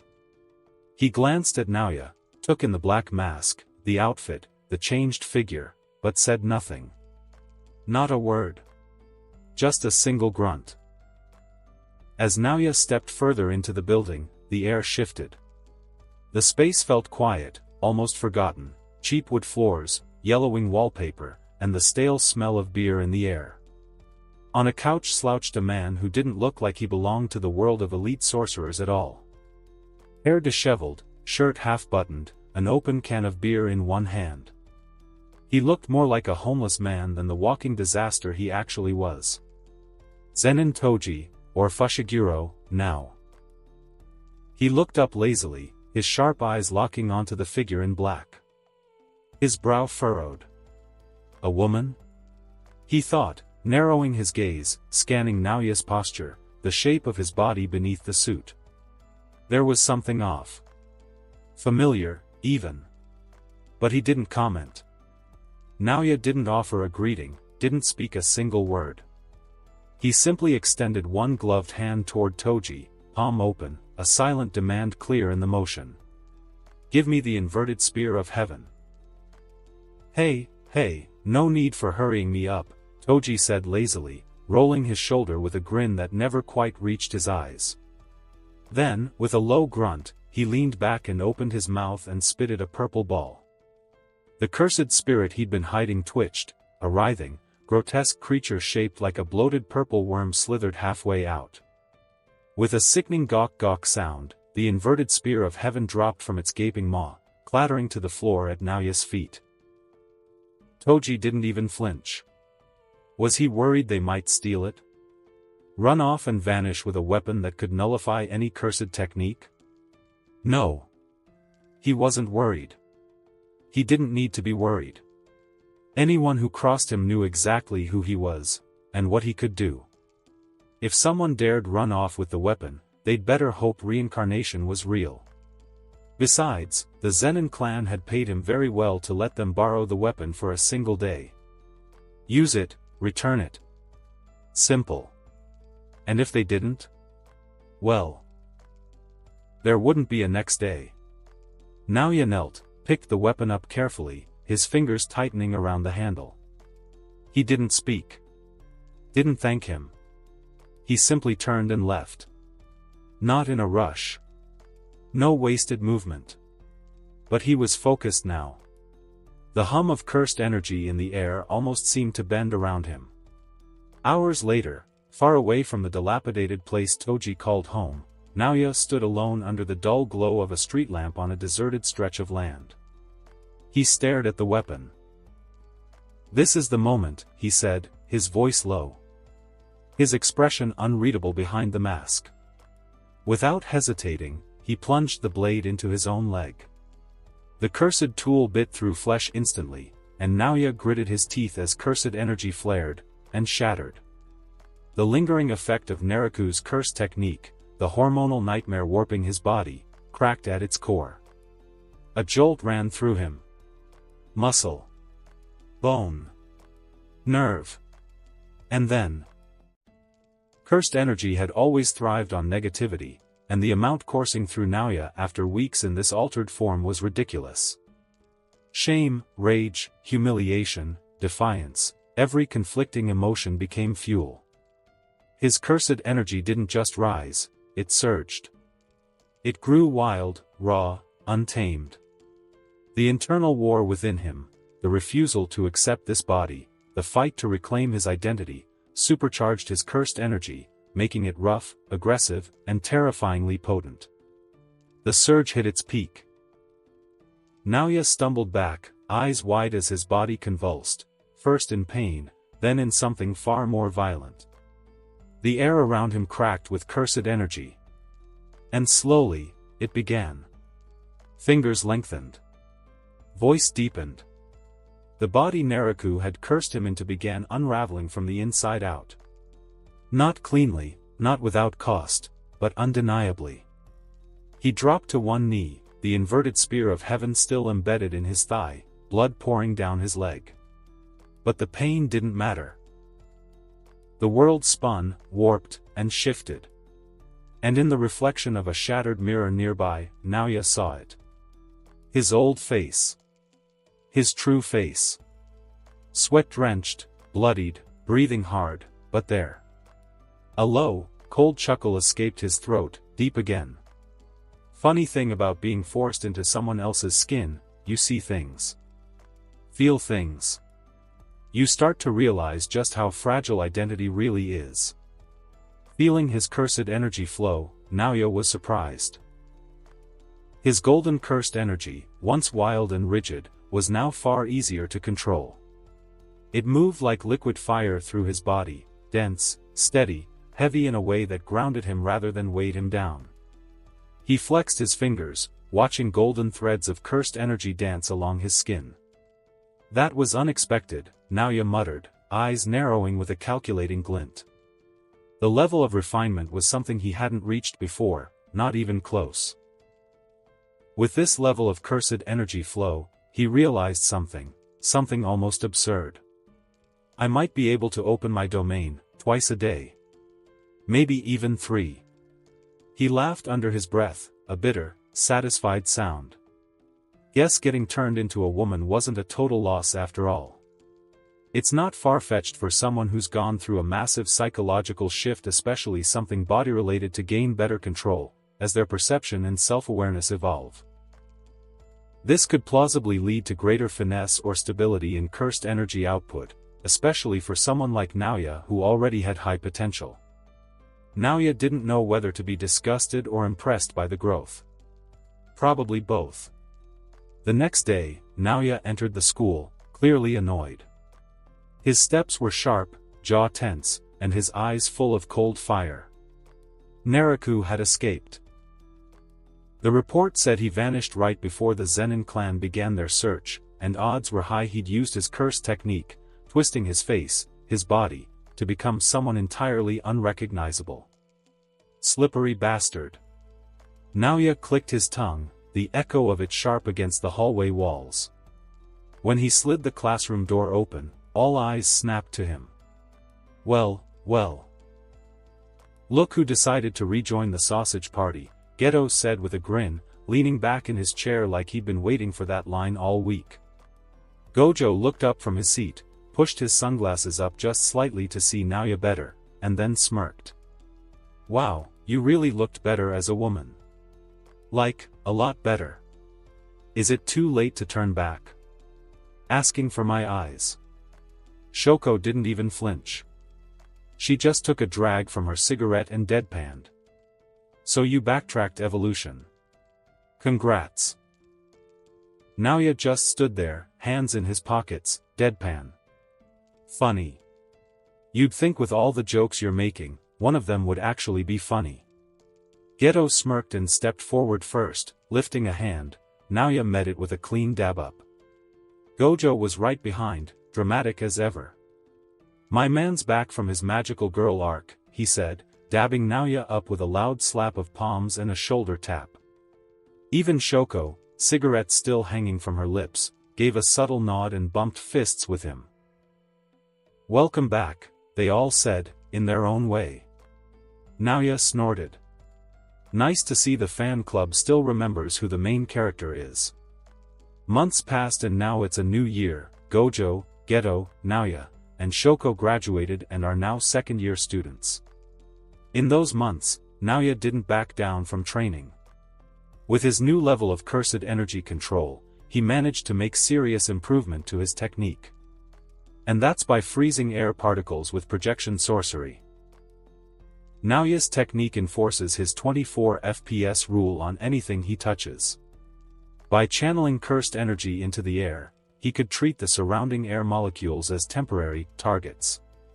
The moment his hand connects, the cursed energy locks that portion of air in place for exactly 1 second, a frozen frame, unable to move or flow like normal.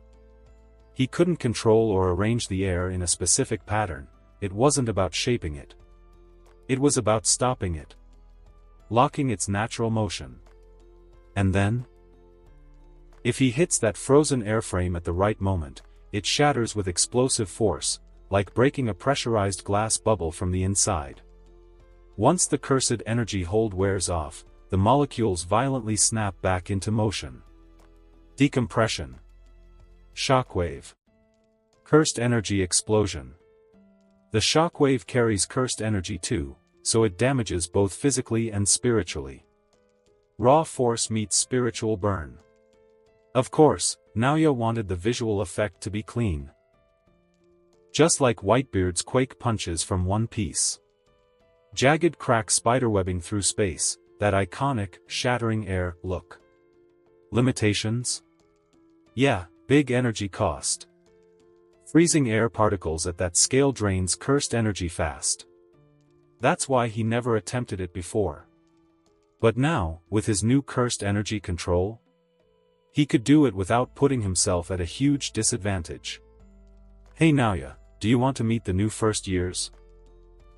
Gojo asked as he strolled into the classroom, sunglasses pushed up into his hair like he owned the place. Naoya didn't even look up from where he was seated, one leg crossed over the other, arms draped lazily along the back of the chair.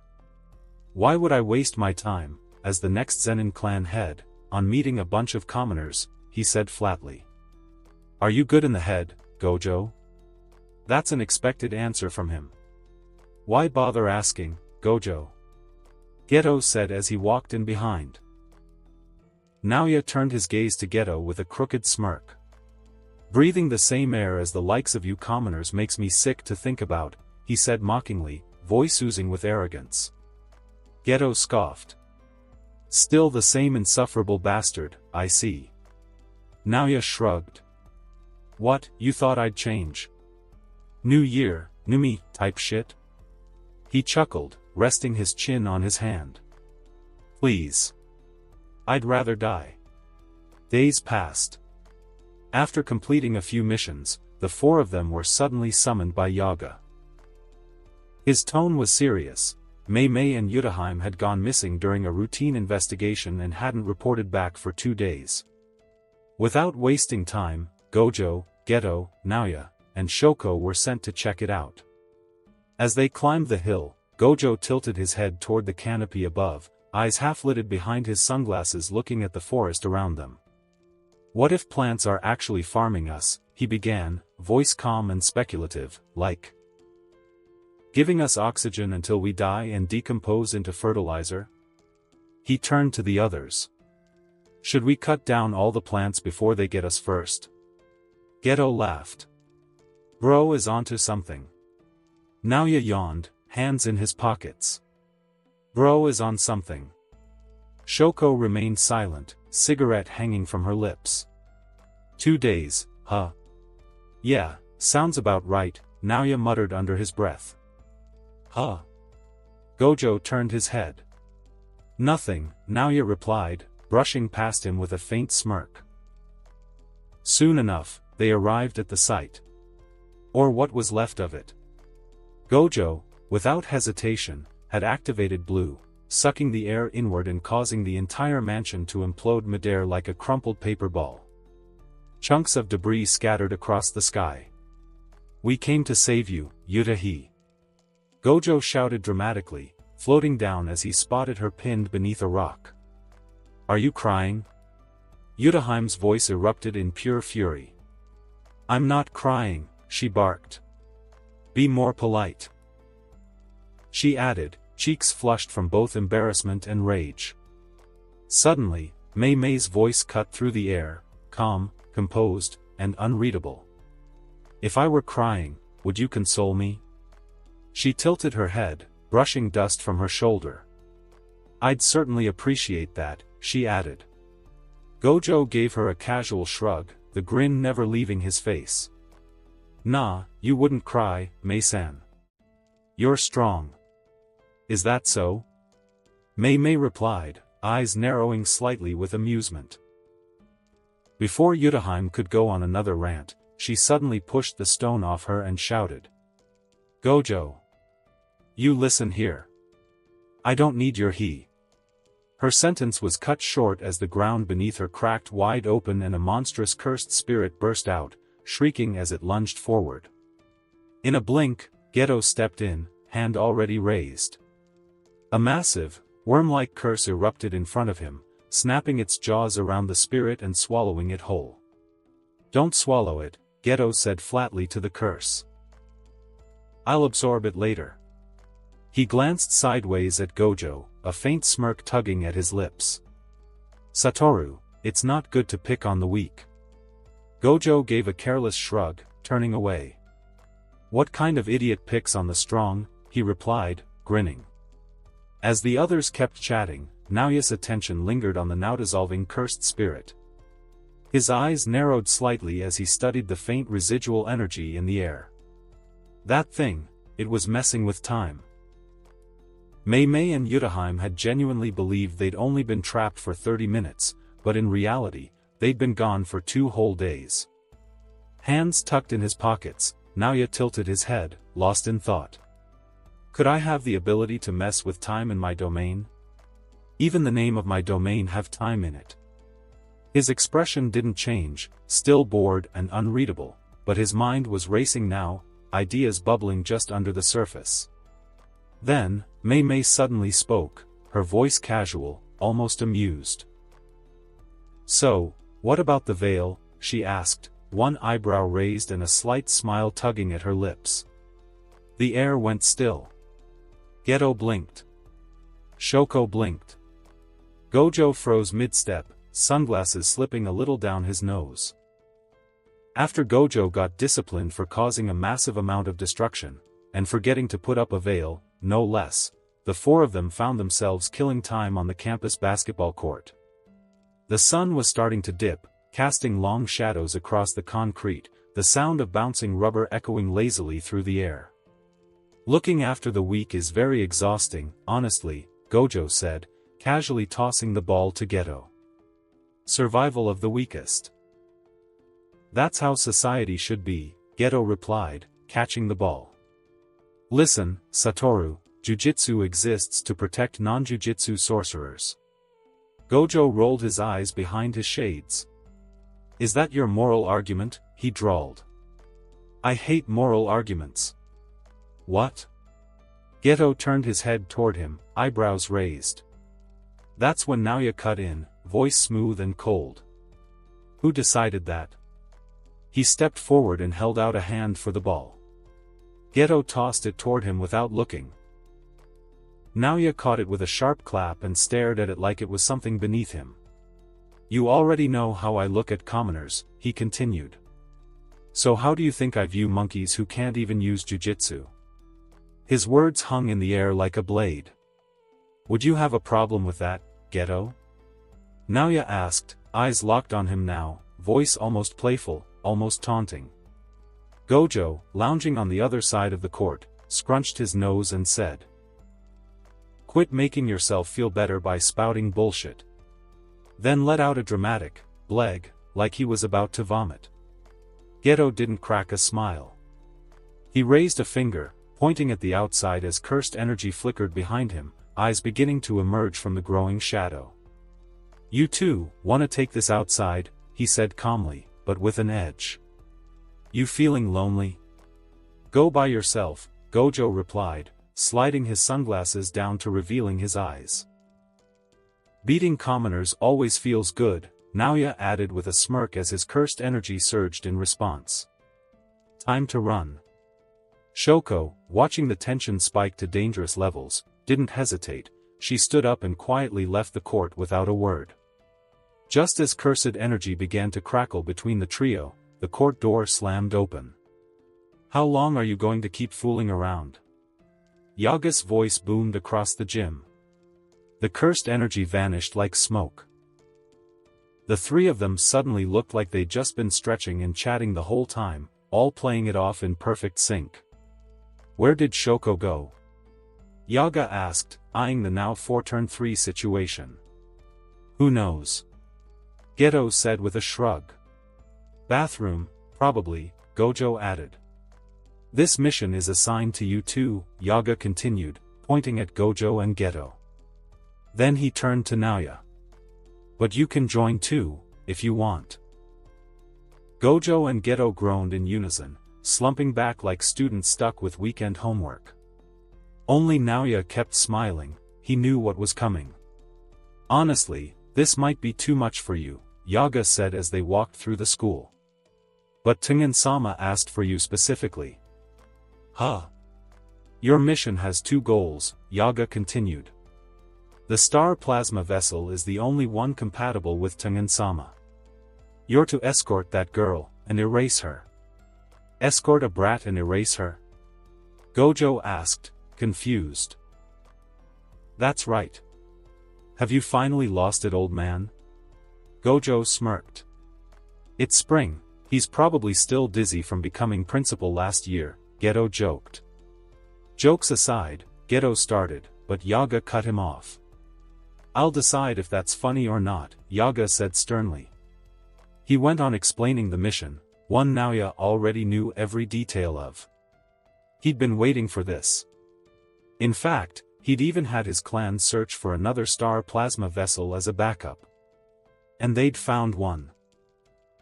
Now, she was locked away in his clan's hands. The mission was set to begin tomorrow. The air was unusually still as the sun dipped below the horizon, casting long shadows across the school grounds. While the others rested or prepared, Naoya decided to take a walk. He had already gone through his cursed energy exercises earlier, and he still had time before his nightly physical training. As he strolled around the back of the training grounds, he spotted a familiar figure lying back on a bench beneath a tree. Shoko. Alone. Relaxed. Her usual deadpan stare pointed at the sky. A slow, devilish smirk crept onto Naoya's face. Well, look who decided to exist without supervision. He stepped forward, hands in his pockets. Hey, Shoko.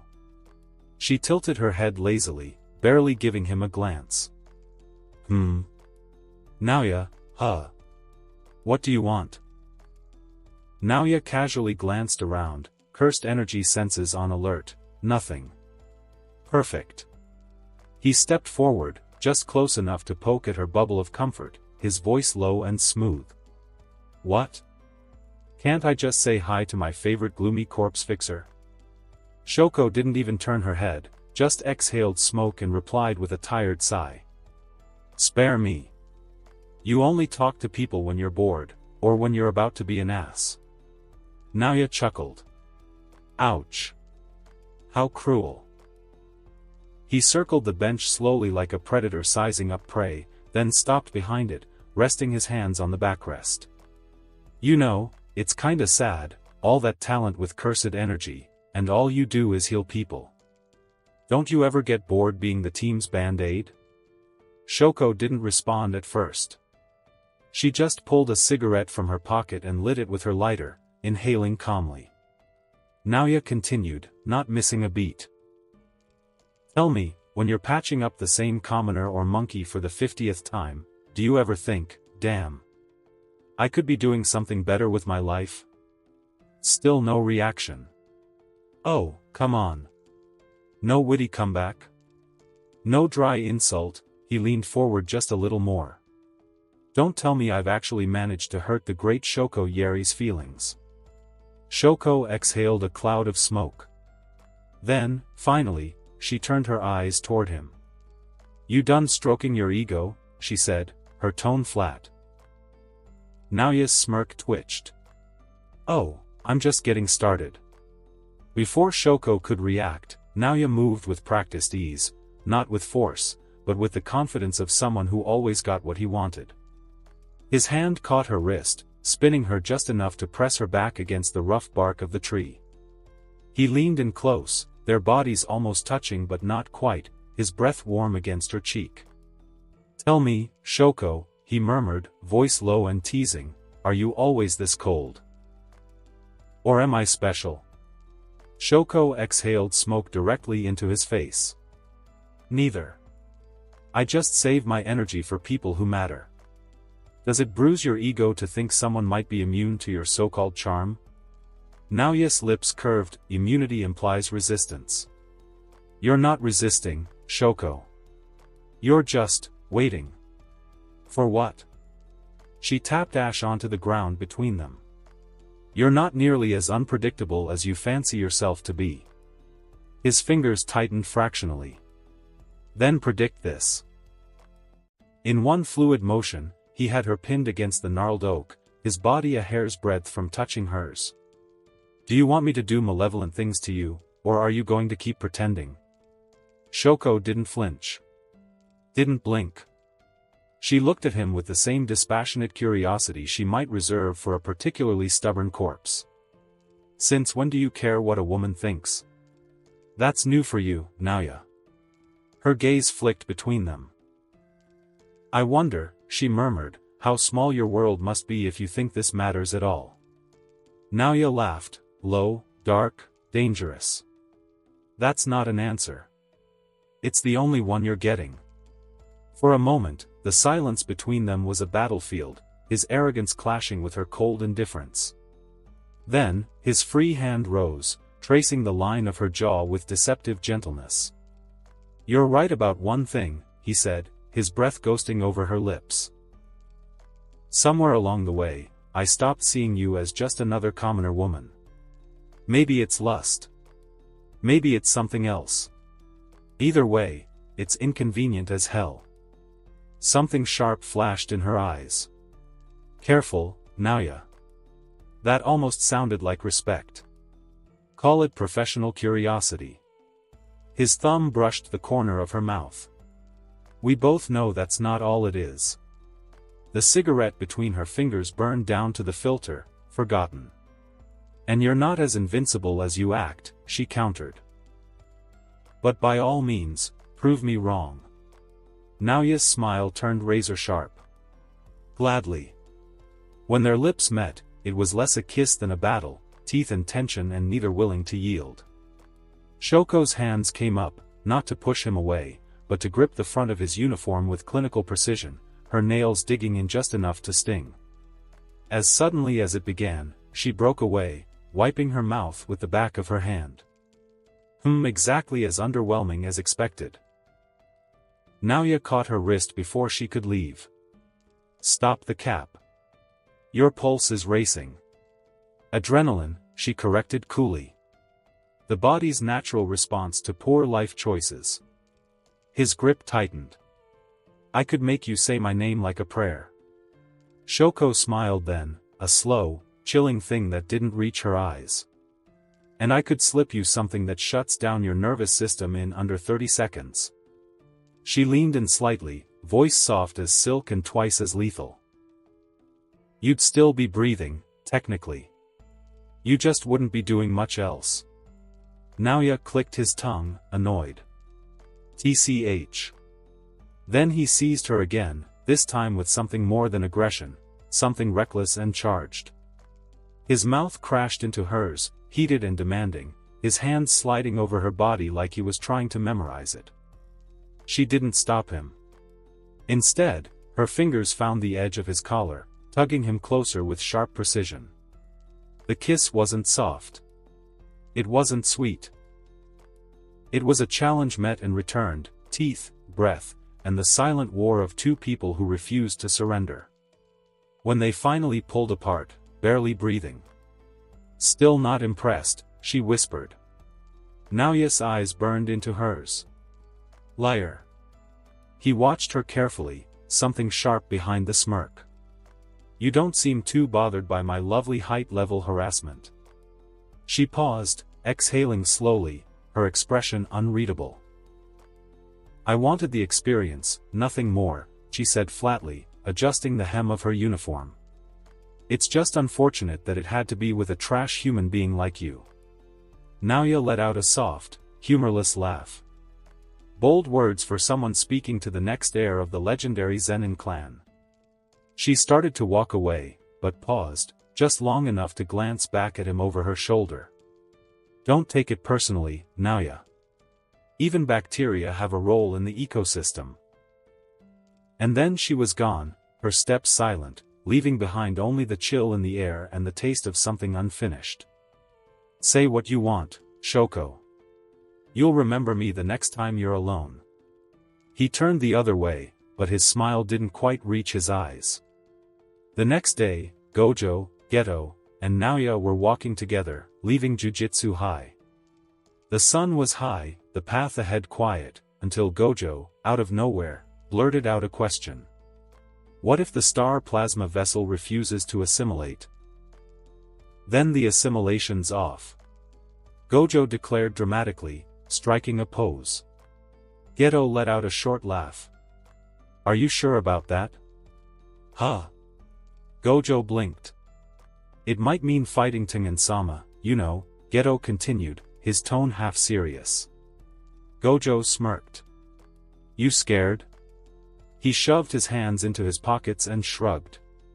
It's fine. It'll all work out somehow. We are the strongest, after all. Then Geto turned to Naoya. What do you think, Naoya? Naoya didn't answer immediately. He glanced at Gojo, something unreadable flickering in his gaze. Her death serves a purpose, he said finally, voice calm. A very big one. Geto's smile faded, replaced by a slight frown. She's just a child. Are you heartless, Naoya? Naoya's gaze didn't waver. Maybe, who knows? Or maybe I just understand that some sacrifices echo louder than others. Gojo narrowed his eyes slightly, watching him. You talk like you've already seen it happen. Naoya turned, starting to walk ahead. Let's just say, I believe in cause and effect. Strong catalysts create stronger outcomes. Geto glanced at Gojo, eyebrows raised. He's being cryptic again. Gojo chuckled, but there was a sliver of unease beneath it. TCH. He's always like this. The Star Religious Group is an organization of non-sorcerers, Geto said, riding the elevator up while talking to Gojo on the phone. I don't think we need to pay them any mind. The ones to be wary of are Q. On the other end of the line, Gojo responded casually, well, I'm sure it'll be fine. We are the strongest, after all. That's why Tengen-sama asked for us specifically, right? Geto sighed heavily. What is it? Gojo asked, hearing the sigh. You know, Satoru. Geto's voice turned serious. I've been wanting to say this for a while, stop being so full of yourself. Huh? Gojo crushed the soda can in his hand. Especially when you're addressing your superior, Geto continued. We might end up meeting Tengen-sama, after all. You should be more polite and humble. Screw that. Say that to Naoya too. Gojo shot back. Geto snorted. Nah, no way.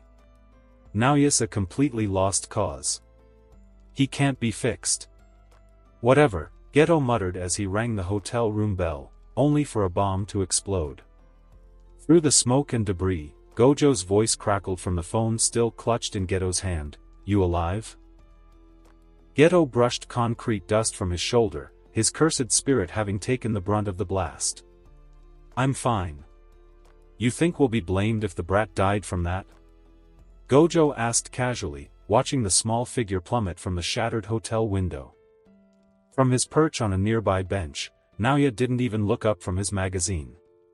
Geto will fix it, he said, turning a page with deliberate disinterest. As if on cue, Geto's arm shot out. Cursed energy shattered the remaining windows in a crystalline explosion.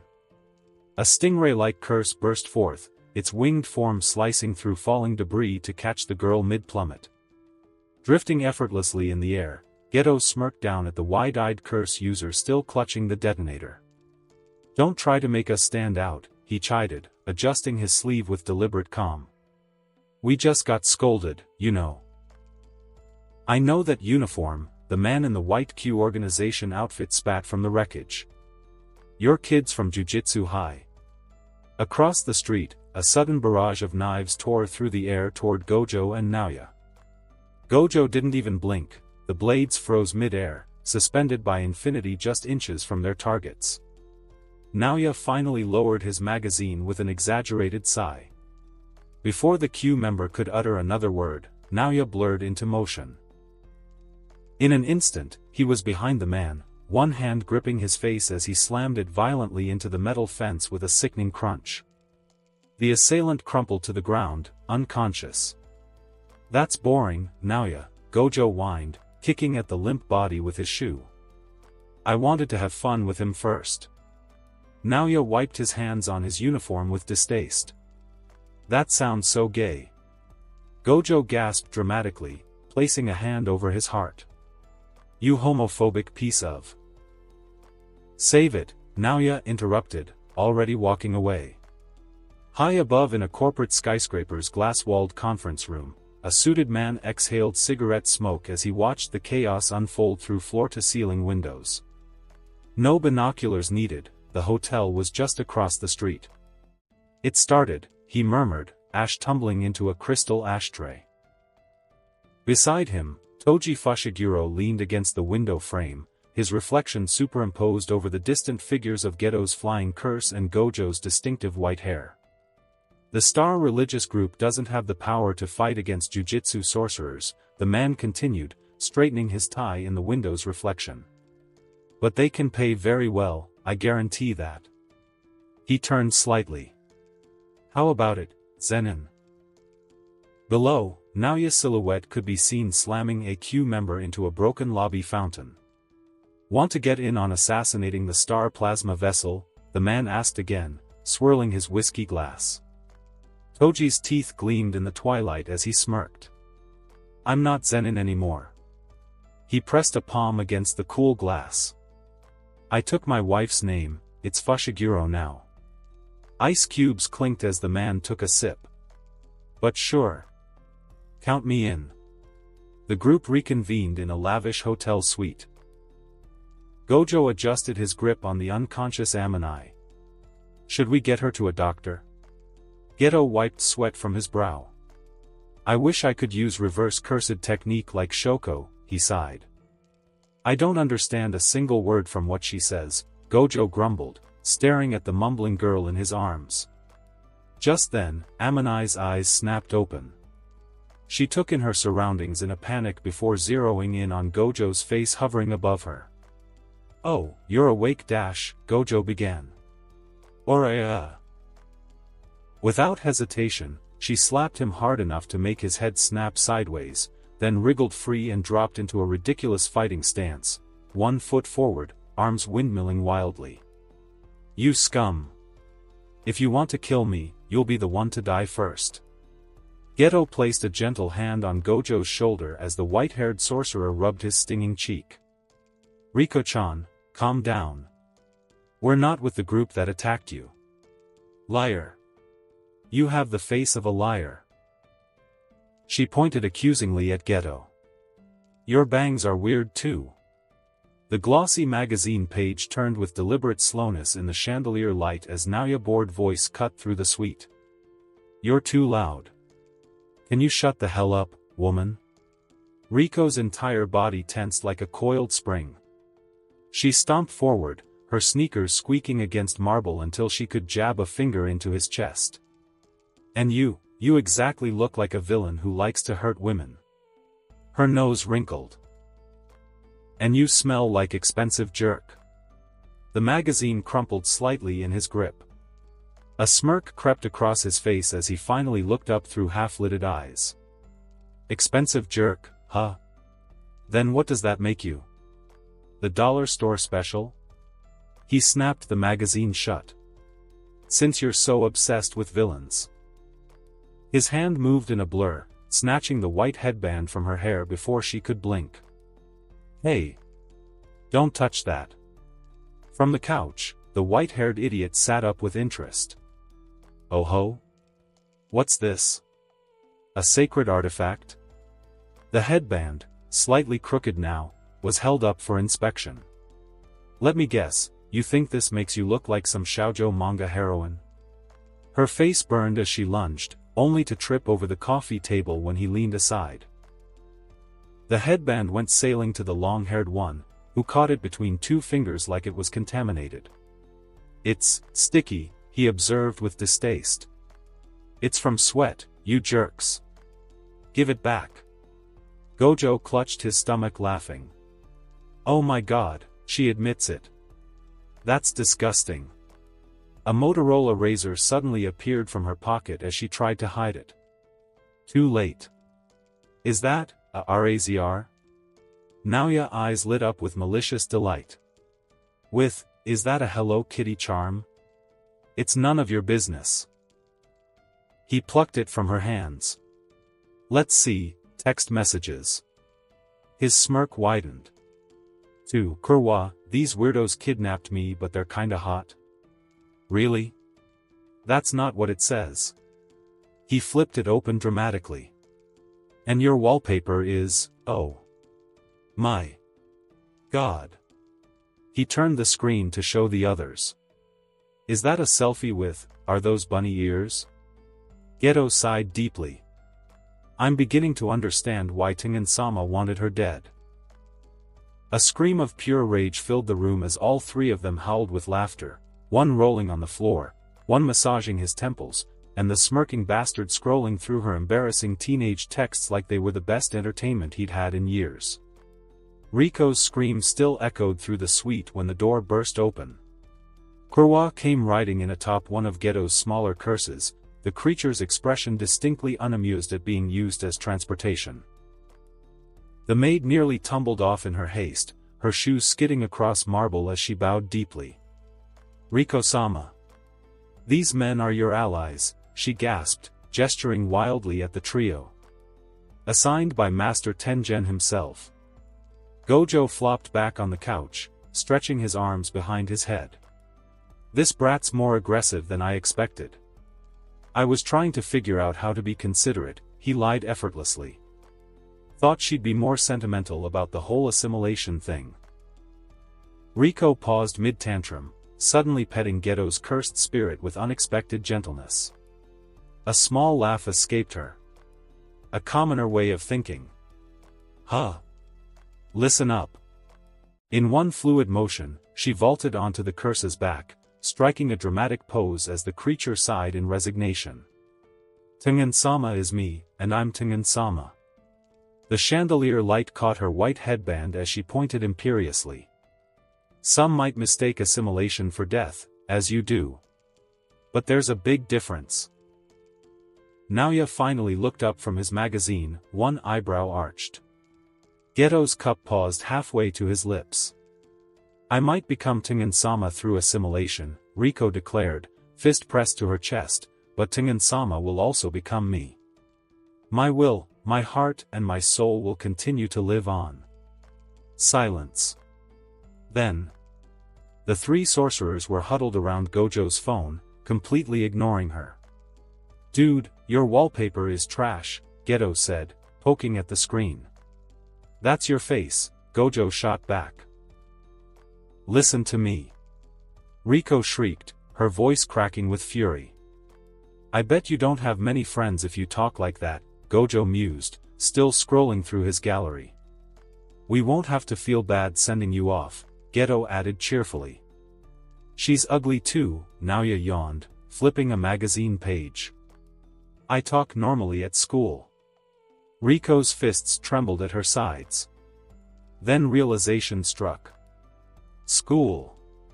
She whirled toward Kurwa. Kurwa, what time is it? It's close to noon, but going to school right now would be dash. Be quiet. I said I'm going, and I'm going. Riko stormed toward the door, her crooked headband bouncing with each furious step. This is an order from Tengen-sama. Fulfill all of Riko Amanai's demands. The phone clicked as Yaga ended the call. Fisk. Gojo rolled his eyes and tossed his phone onto the couch. Lax upbringing at its finest. Geto sighed, brushing his bangs aside. Don't be like that, Satoru. After the assimilation, she'll spend the rest of her life as Tengen-sama. His voice dropped slightly. Locked away on the deepest floor of Jujutsu High. As the foundation of all barriers. She won't see friends, family, anyone precious to her ever again, Geto added, voice quiet. A soft voice interrupted from the behind.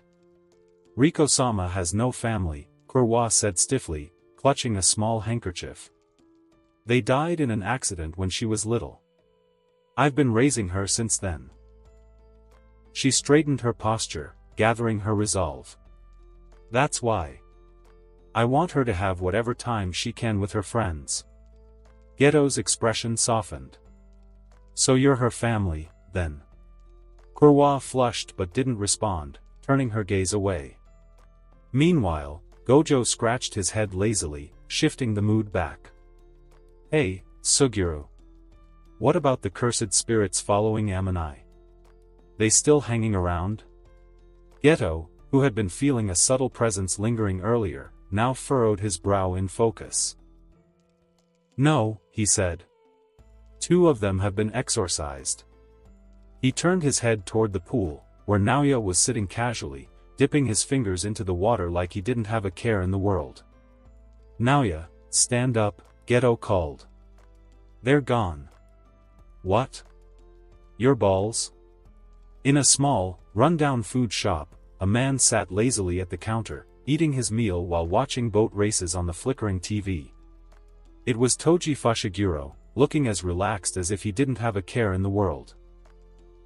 Suddenly, his flip phone buzzed. He answered without even looking, chewing slowly. What, they didn't go back to Jujutsu High? Toji asked, a little surprised, his eyes still glued to the screen. Lucky me. Are you sure? The voice on the other end asked, sounding tense. About what? The bounty, the voice said. It's tied to the 30 million deposit the Star Religious Group paid you. If someone else kills the Star Plasma Vessel, the deposit's gone. Worst case, you might not even get the full reward. Toji scoffed, still focused on the race. They might start whining that they could have just posted a public bounty instead of hiring you, the voice added. Toji finally leaned back, wiping his mouth with a napkin. Gojo Satoru's guarding the girl. He's the first in centuries to inherit both the 6 eyes and the limitless technique. He paused, a glint of amusement in his eye. And Naoya Zenin's with them too. Considering how prideful the Zenin clan is, seeing him actually attend Jujutsu High is surprising. Honestly, it's shocking. He tossed some coins on the counter to pay for his meal, standing up slowly. No one's killing the Star Plasma Vessel with those 2 around, he said casually, almost bored. Not even you, the voice pressed. For a moment, Toji didn't answer. Then, with a smirk, he snapped the phone shut and muttered. Who knows? Geto, Gojo, Naoya, and Kurwa sprinted through the school halls, each splitting off to search in different directions. Naoya, already knowing where Amanai might be from his memories, quickly motioned for Gojo to follow. Over here, Naoya said, his voice sharp and confident. They rushed toward a classroom at the end of the corridor. Amanai. Gojo barked, sliding the door open without a care for courtesy. Inside, the classroom was packed, filled entirely with girls. This was a girls-only school, after all. Naoya walked in just a step behind Gojo, hands in his pockets, his usual half-bored expression on his face. For a moment, there was complete silence. Then, whispers exploded around the room like a tidal wave. Who are they? So handsome. Which one do you think is Amanai's boyfriend? They are tall. That white-haired one is hot, but the other one? I like the one with the sharper eyes. He looks dangerous. Naoya smirked, something wicked flashing in his eyes. He sauntered a few steps closer to Amanai and, loud enough for the whole room to hear, said. Yo, Amanai. Why didn't you tell everyone your boyfriend was coming to pick you up?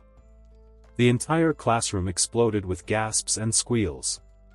Amanai's face turned bright red instantly. Her mouth opened and closed like she couldn't find any words. Before she could even react properly, Gojo, never one to miss a chance to stir the pot, casually threw an arm over Amanai's shoulder with a lazy grin. Boyfriend? Hey, I'm her boyfriend too, you know. The class went insane. Ivich. Riko-chan has 2 boyfriends? Is this a love triangle? No way, Lucky. They're both so hot, it's unfair. I want to be her. Naoya burst out laughing at the look of absolute horror on Amanai's face. Amanai, redder than a tomato, stomped her foot. You idiots. Stop saying weird things. Gojo ruffled her hair teasingly. Ah, don't be shy, Amanai, you're super popular right now. Naoya clicked his tongue and stepped forward, glaring mockingly at Gojo. TCH. Back off, Gojo. She's mine. Go cry somewhere else. Gojo shoved Naoya lightly with his shoulder, grinning wider. As if, loser. She told me she loves guys with white hair. The girls screamed like they were watching the final episode of a drama. They crowded around, egging them on. Fight for her. Pick her up in your arms. Naoya-kun, Gojo-kun, don't hold back. Amanai, absolutely mortified, covered her face and screamed. None of this is true. Stop making it worse. As Gojo opened his mouth, ready to escalate the chaos even further, he froze. His eyes sharpened behind his sunglasses, his 6 eyes had caught something. Something hostile. Without missing a beat, Gojo flicked his gaze to Naoya. Naoya. Let's move. Naoya immediately caught the shift in Gojo's tone. His playful smirk dropped, replaced by cold sharpness. Without hesitating, he strode forward, grabbing a still panicking Amanai by the wrist. Let's go, he muttered.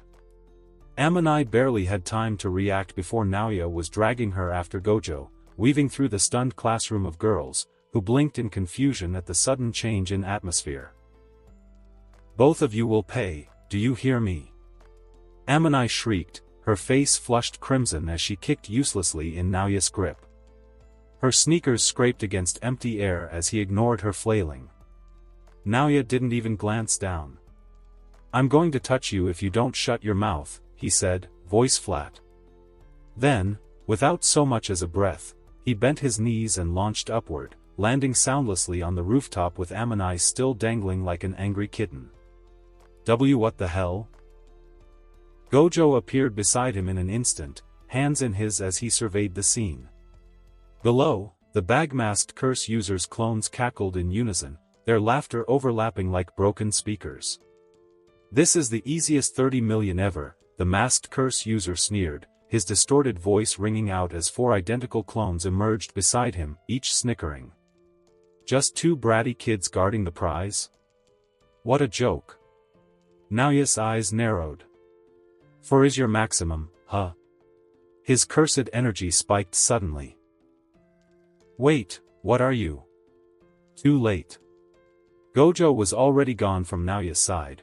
In a blur of motion, he reappeared behind 2 of the clones and unleashed blue, yanking them toward his fists with brutal force. The impact crunched through their cursed flesh with a sickening crack, erasing them instantly. Naoya, not to be outdone, vanished and reappeared behind the 3rd clone with insane speed, his hand snapped out, twisting the clone's neck with a bone-splitting crack. It dropped instantly. That left one. The real one. Naoya stepped forward, hand raised casually. Air freeze. The space ahead of him shimmered, 12 razor-thin projection frames, perfectly aligned in a compact cube of suspended air. He'd frozen not only movement but the air particles themselves, locking the space in temporal stasis. Then, he punched. The compressed air detonated. A shockwave roared out, tearing the silence apart. Concentric rings of distorted space pulsed forward, vaporizing rooftop tiles and warping the air like a superheated mirage.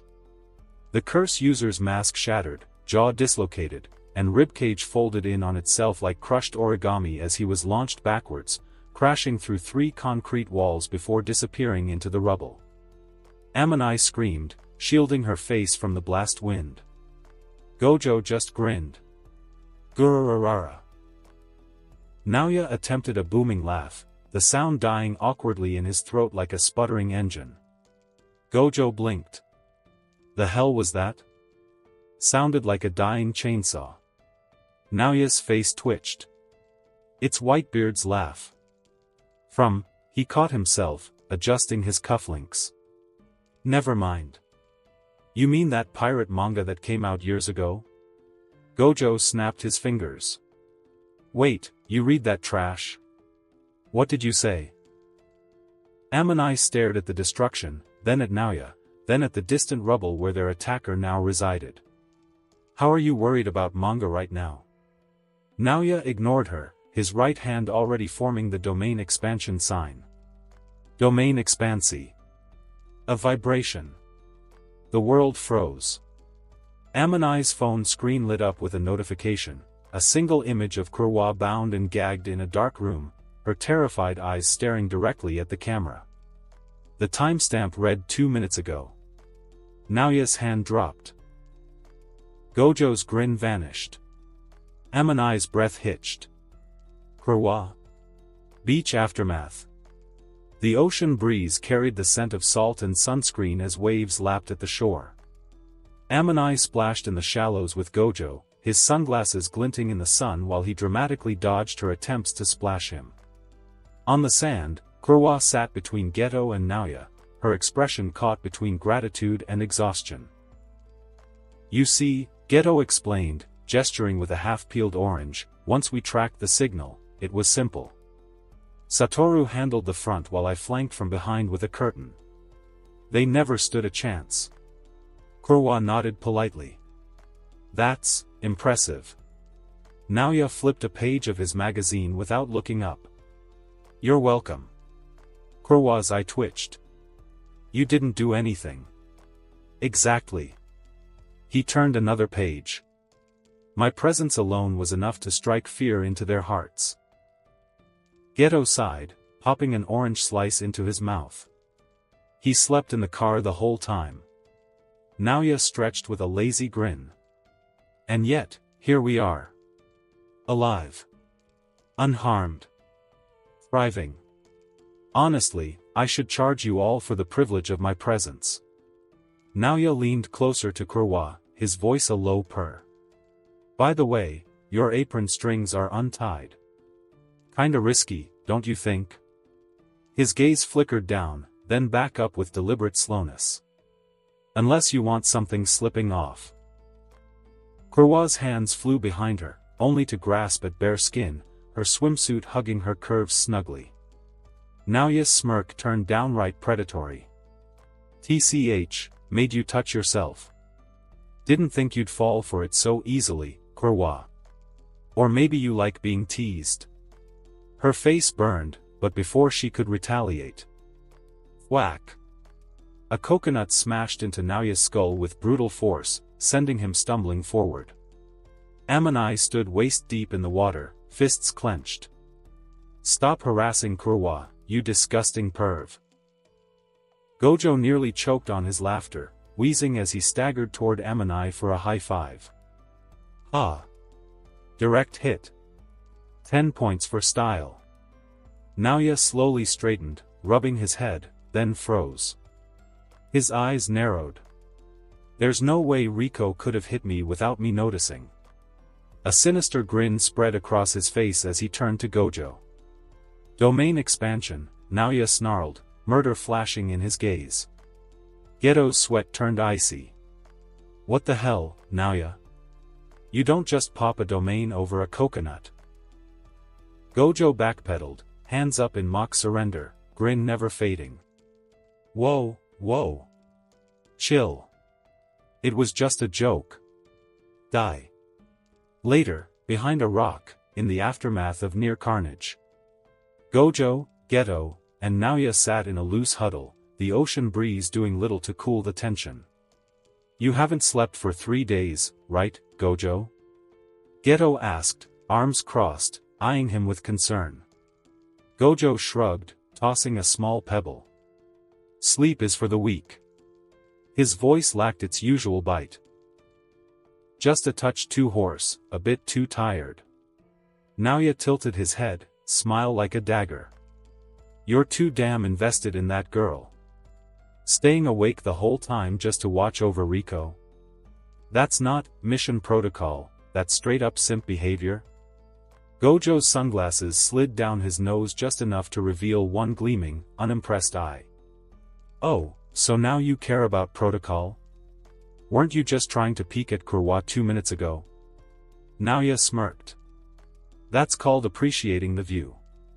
You're on babysitting duty. Big difference. Geto massaged his temples. I swear, I'm the only sane one here. Gojo gasped, clutching his chest. Suguru. You're supposed to be on my side. I'm on the side of not dying from exhaustion because my partner refuses to sleep like a normal human. Naoya barked a laugh. Damn, Geto. Even you think he's down bad. Gojo rolled onto his stomach, propping his chin on his hands. Jealous I've got the stamina to pull it off. Naoya's eye twitched. I will actually expand my domain this time. He exhaled hard, then sighed and lightly tapped Gojo on the shoulder with the side of his fist. We're here too, you know. Don't act like we don't exist. Gojo blinked, then gave a half smile, just a little less smug this time. Geto looked between them, raising an eyebrow. Wow. Did Naoya just display emotional maturity? Domain expansion. Later, in a restaurant. Gojo slumped dramatically over the table, chin resting on his palm as he sighed loud enough for the entire establishment to hear. Once rain is over, an umbrella becomes a burden. That's how loyalty ends when benefits stop. He paused, lowering his voice into a poor imitation of Naoya's mocking tone before snapping back to his usual theatrics. That's what Naoya said to me last year. And why? Because I ate his last pizza slice. Amanai, mid-bite of her own food, blinked. That's it? That's it. Gojo threw his hands up. He didn't talk to me for a whole month. A month, Riko. Can you imagine? He loves food more than me, the great Gojo Satoru. Amanai chewed thoughtfully, then shrugged. I mean, pizza is pretty serious. Gojo gasped, clutching his chest as if wounded. Not you too. Is no one on my side? Geto calmly sipped his barley tea, then delivered the killing blow without looking up. Betrayal never comes from enemies. The table erupted. Amanai nearly choked laughing while Gojo dramatically slid off his chair onto the floor, wailing about cruel fates and ungrateful friends. Even Kurwa, who had been quietly enjoying her meal, hid a smile behind her hand. At that moment, Naoya arrived carrying a steaming pizza box.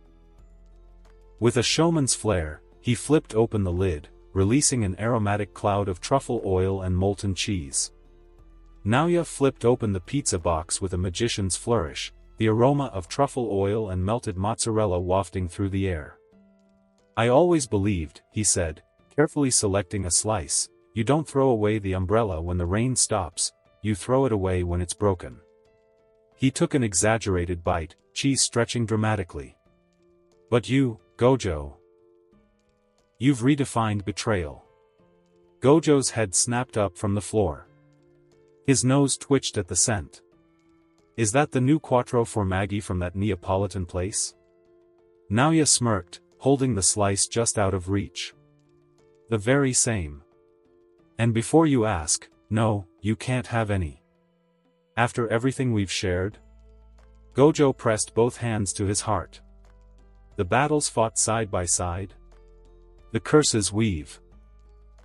You should have considered that, Naoya interrupted, taking another deliberate bite, before you stole my pineapple truffle mushroom special. The table went silent. Even the background restaurant chatter seemed to hush. Pineapple? Gojo whispered in horror. Amanai's eyes widened. Wait, you put pineapple on. Geto finally looked up from his salad, his expression the verbal equivalent of a record scratch. You did what to a truffle mushroom pizza? Naoya calmly took another bite. It was an experimental. Geto stood up so fast his chair fell backward. I'm revoking your pizza privileges. As the debate over pizza heresy erupted, with Kurwa surprisingly defending fruit on pizza and Amanai looking genuinely contemplative, Gojo seized the opportunity to snake a slice from the box. Joke's on you, he mumbled around a mouthful of stolen pizza. Still worth it. Naoya's eye twitched. Domain expand. Not in the restaurant, everyone shouted in unison. The next day in Okinawa Churami Aquarium, massive Kuroshio tank exhibit. Gojo pressed his face against the glass like an excited child, fogging up the surface with each breath. Look! That one's smiling at me. He pointed at a manta ray that was very clearly not smiling. Naoya crossed his arms, still sulking about the pizza incident. That's not a smile. That's its underside. Geto observed the schooling fish with quiet appreciation. There's something peaceful about watching creatures who don't argue about pizza toppings. Then, the bioluminescent glow painted Riko's face in ethereal blues as she watched the pulsing jellyfish drift behind glass. Naoya materialized behind her like a shark circling prey, his shadow swallowing hers. TCH. These things just float around doing nothing, he mused, leaning in close enough for his breath to disturb her hair. Unlike you, Riko-chan. You've got spark. His fingers hovered near her waist. Bet you'd shine even brighter somewhere darker. Riko didn't flinch. Try it and I'll feed you to the whale sharks. Her hand twitched toward the emergency hammer beside the exhibit glass. Whack. A 3-foot-long stuffed orca plush, specially selected by Gojo for maximum impact, smashed into Naoya's face with enough force to send him staggering. From the gift shop 20 meters away, Gojo waved cheerfully with his other souvenir. A dolphin wearing sunglasses. Gomen and he called, not sounding sorry at all. My infinity must have malfunctioned. The temperature dropped suddenly as Kurwa appeared between them, her normally placid eyes glinting dangerously. The jellyfish nearest her began moving sluggishly as frost crept up the tank glass. Naoya-san, she said with terrifying calm, would you like to learn how pufferfish defend themselves? Naoya wiped the blood from his split lip with his thumb, examining the crimson stain with amusement before sucking it clean. Kurwa-chan, he crooned, arms spread wide in mock surrender. The jellyfish tanks reflected fractured images of his smirk. As future head of the Zenin clan, you should be. Riko's sneaker flashed silver in the aquarium lights as it arced toward his shin. Only to meet empty air as Naoya vanished. He reappeared lounging on a bench across the exhibit, one leg crossed over the other. Temper, he tooted, examining his nails. Though I do love when they put up a pale hand shot toward his neck from behind. Naoya's head jerked sideways just in time to avoid Gojo's attempted headlock. The six eyes user stumbled slightly, his usual flawless movements betraying a half-second delay. TCH. Naoya's grin turned predatory as he took in Gojo's disheveled appearance. The slight tremor in his fingers, the dark circles barely hidden beneath his sunglasses. You're way off your game, Satoru. What's wrong? For days without sleep finally catching up. He leaned in, voice dropping to a taunting whisper. Or is babysitting your precious star plasma vessel wearing you down? Gojo's smile remained fixed, but the air around them grew heavy with condensed cursed energy. The aquarium lights flickered. Now, Naoya, he sing-songed, but his usual playful lilt carried an edge like broken glass. Wouldn't want to make a scene in front of. Enough. Geto's voice cut through the tension like a blade. He stepped between them, one hand resting firmly on both Naoya and Gojo's shoulders. We're leaving, he said flatly. There was no room for debate. Not with Geto using that voice. Naoya clicked his tongue, annoyed by the commoner touch. Riko and Kurwa walked ahead in silence, and the rest followed suit, the tension simmering behind them like a storm cloud refusing to break. Jujutsu High, front stairs. The sun had started to set by the time they climbed the last flight of stairs leading back to school grounds. Their steps slowed in exhausted relief as the imposing silhouette of the school came into view. Finally, Riko breathed. Naoya didn't even look up. Instead, he pulled out his phone, stepping slightly aside. "Is everything ready?" he said, voice low and sharp, as if honed on steel. "I don't accept failure." The voice that answered was distorted, genderless, calm and confident. "I memorized everything. Just don't back down on the payment." Naoya's eyes narrowed, satisfied. "Good." He hung up. Then, a sharp hiss tore through the air. Gojo blinked. Blood exploded from his torso. A blade, massive, jagged, and vicious, pierced clean through him, punching out of his chest from behind just as he triggered his infinity. Too late. "Wah," was all he managed before collapsing. Time stilled. Kurwa screamed. Riko stumbled back. Even Geto stood frozen, his mouth half open in disbelief. And Naoya? He didn't blink. Didn't flinch. He smiled. Like a fan seeing their idol walk out on stage. Toji Fushiguro stood motionless, black fabric clinging to corded muscle.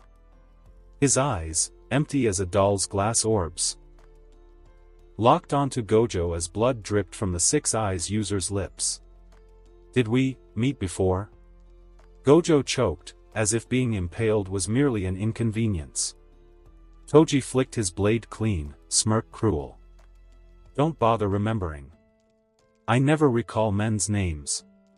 "Is that so?" Gojo's hand snapped up. Blue erupted.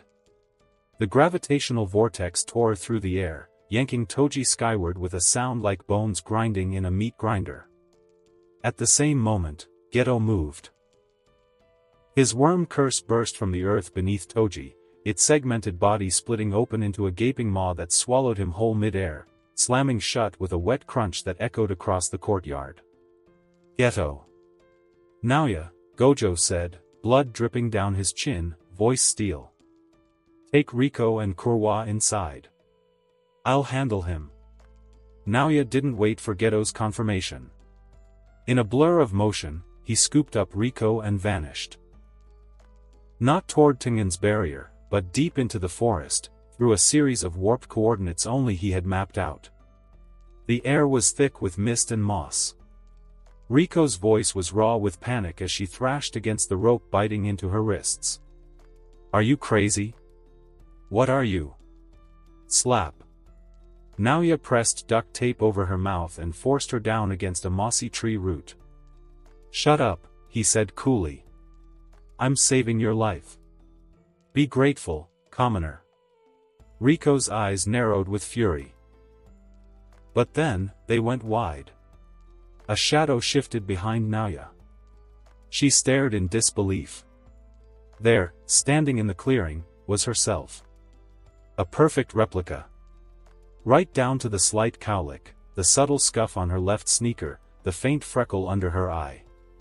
Naoya circled the fake Riko like a sculptor admiring his creation. He poked her cheek.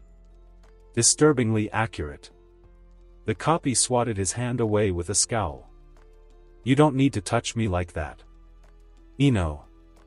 A third-grade curse user." Her cursed technique, Fata Morgana, allowed her to mimic anyone's appearance down to the smallest detail, for exactly 24 hours. But it had rules. No combat. Illusions shattered with physical trauma. Only works on those with cursed energy.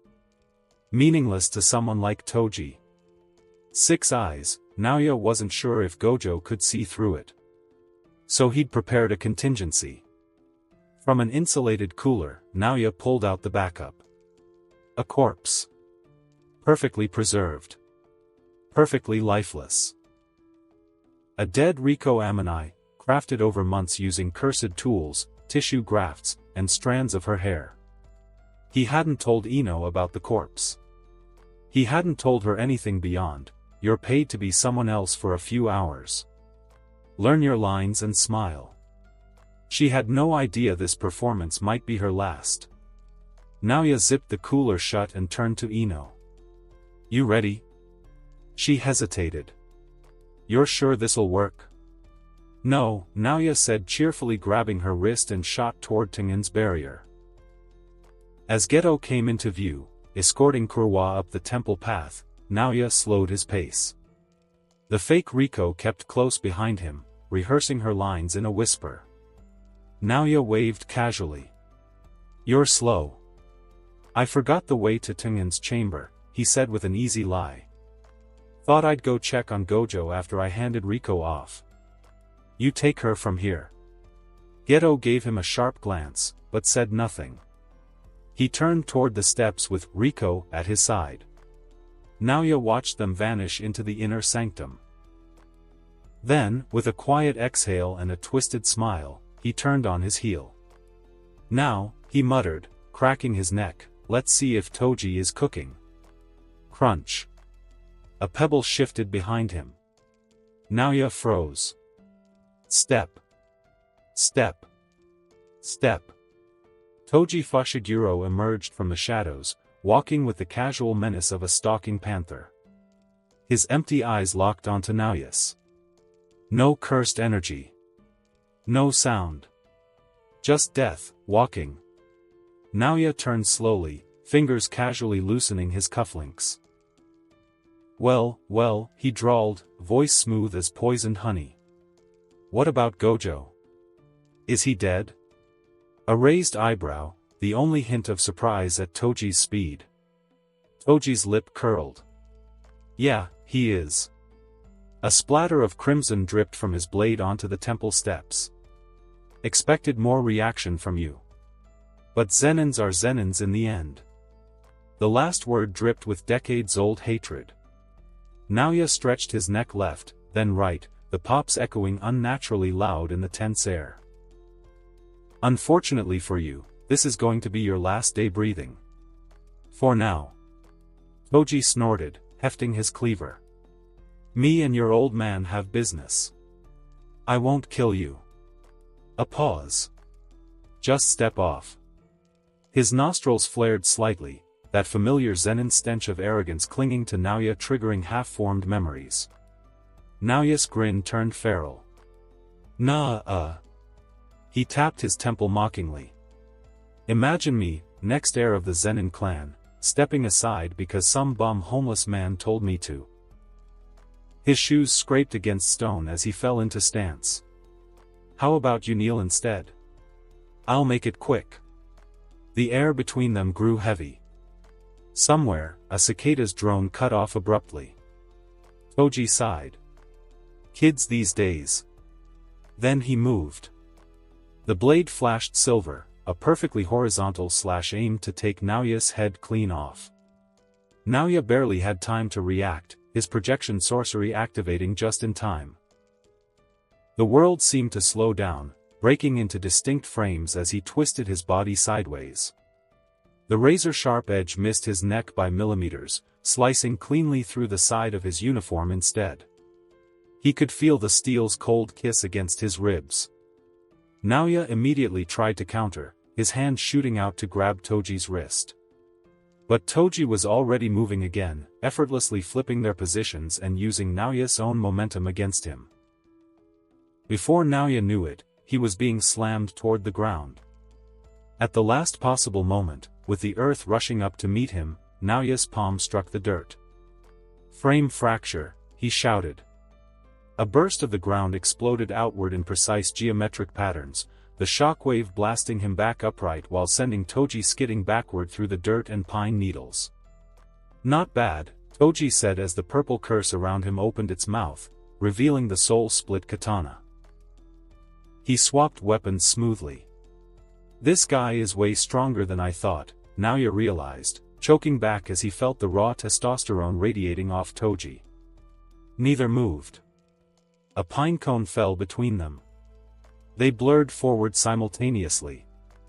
Naoya's fist rocketed toward Toji's face, only for Toji to tilt his head slightly, letting it whistle past his ear.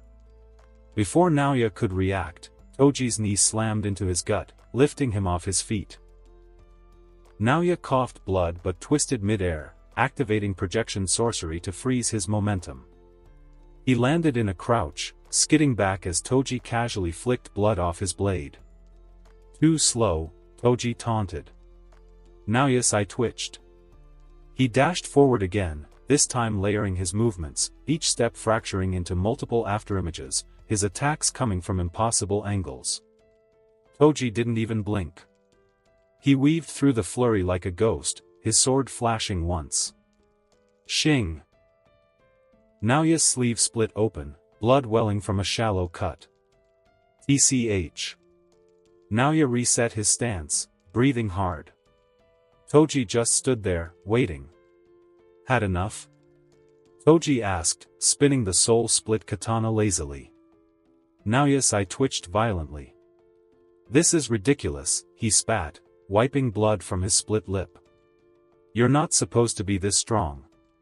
And in that moment, he felt it, true danger, mortal and immediate. His body responded instinctively. His binding vow activated. His cursed energy surged. Circuits of raw power etched across his skin in pale blue light. His strength, speed, reflexes, tripled instantly. His body blurred, too fast for the eye to follow. Toji's pupils finally widened, just a little, caught off guard. Too late. Naoya's palm slammed against Toji's chest. Toji's body locked into a single frozen frame, a perfect snapshot in time. Naoya stepped back, eyes wild with power. Then he cocked his fist back. Maximum output, air freeze. He punched. The blow didn't hit Toji. It struck the air, specifically, the 64 suspended layers of air molecules around Toji that Naoya had frozen with his cursed technique in 0.3 seconds. The moment his punch connected, those layers collapsed in on themselves, releasing an unimaginable pressure wave. Crack'em! The air itself ruptured. A seismic blast exploded outward, trees uprooted, earth split, and a thunderclap rolled across the mountains like a bomb had gone off. Birds dropped dead from the sky. Naoya stood at the epicenter, hands smoking, blood trickling from his nose.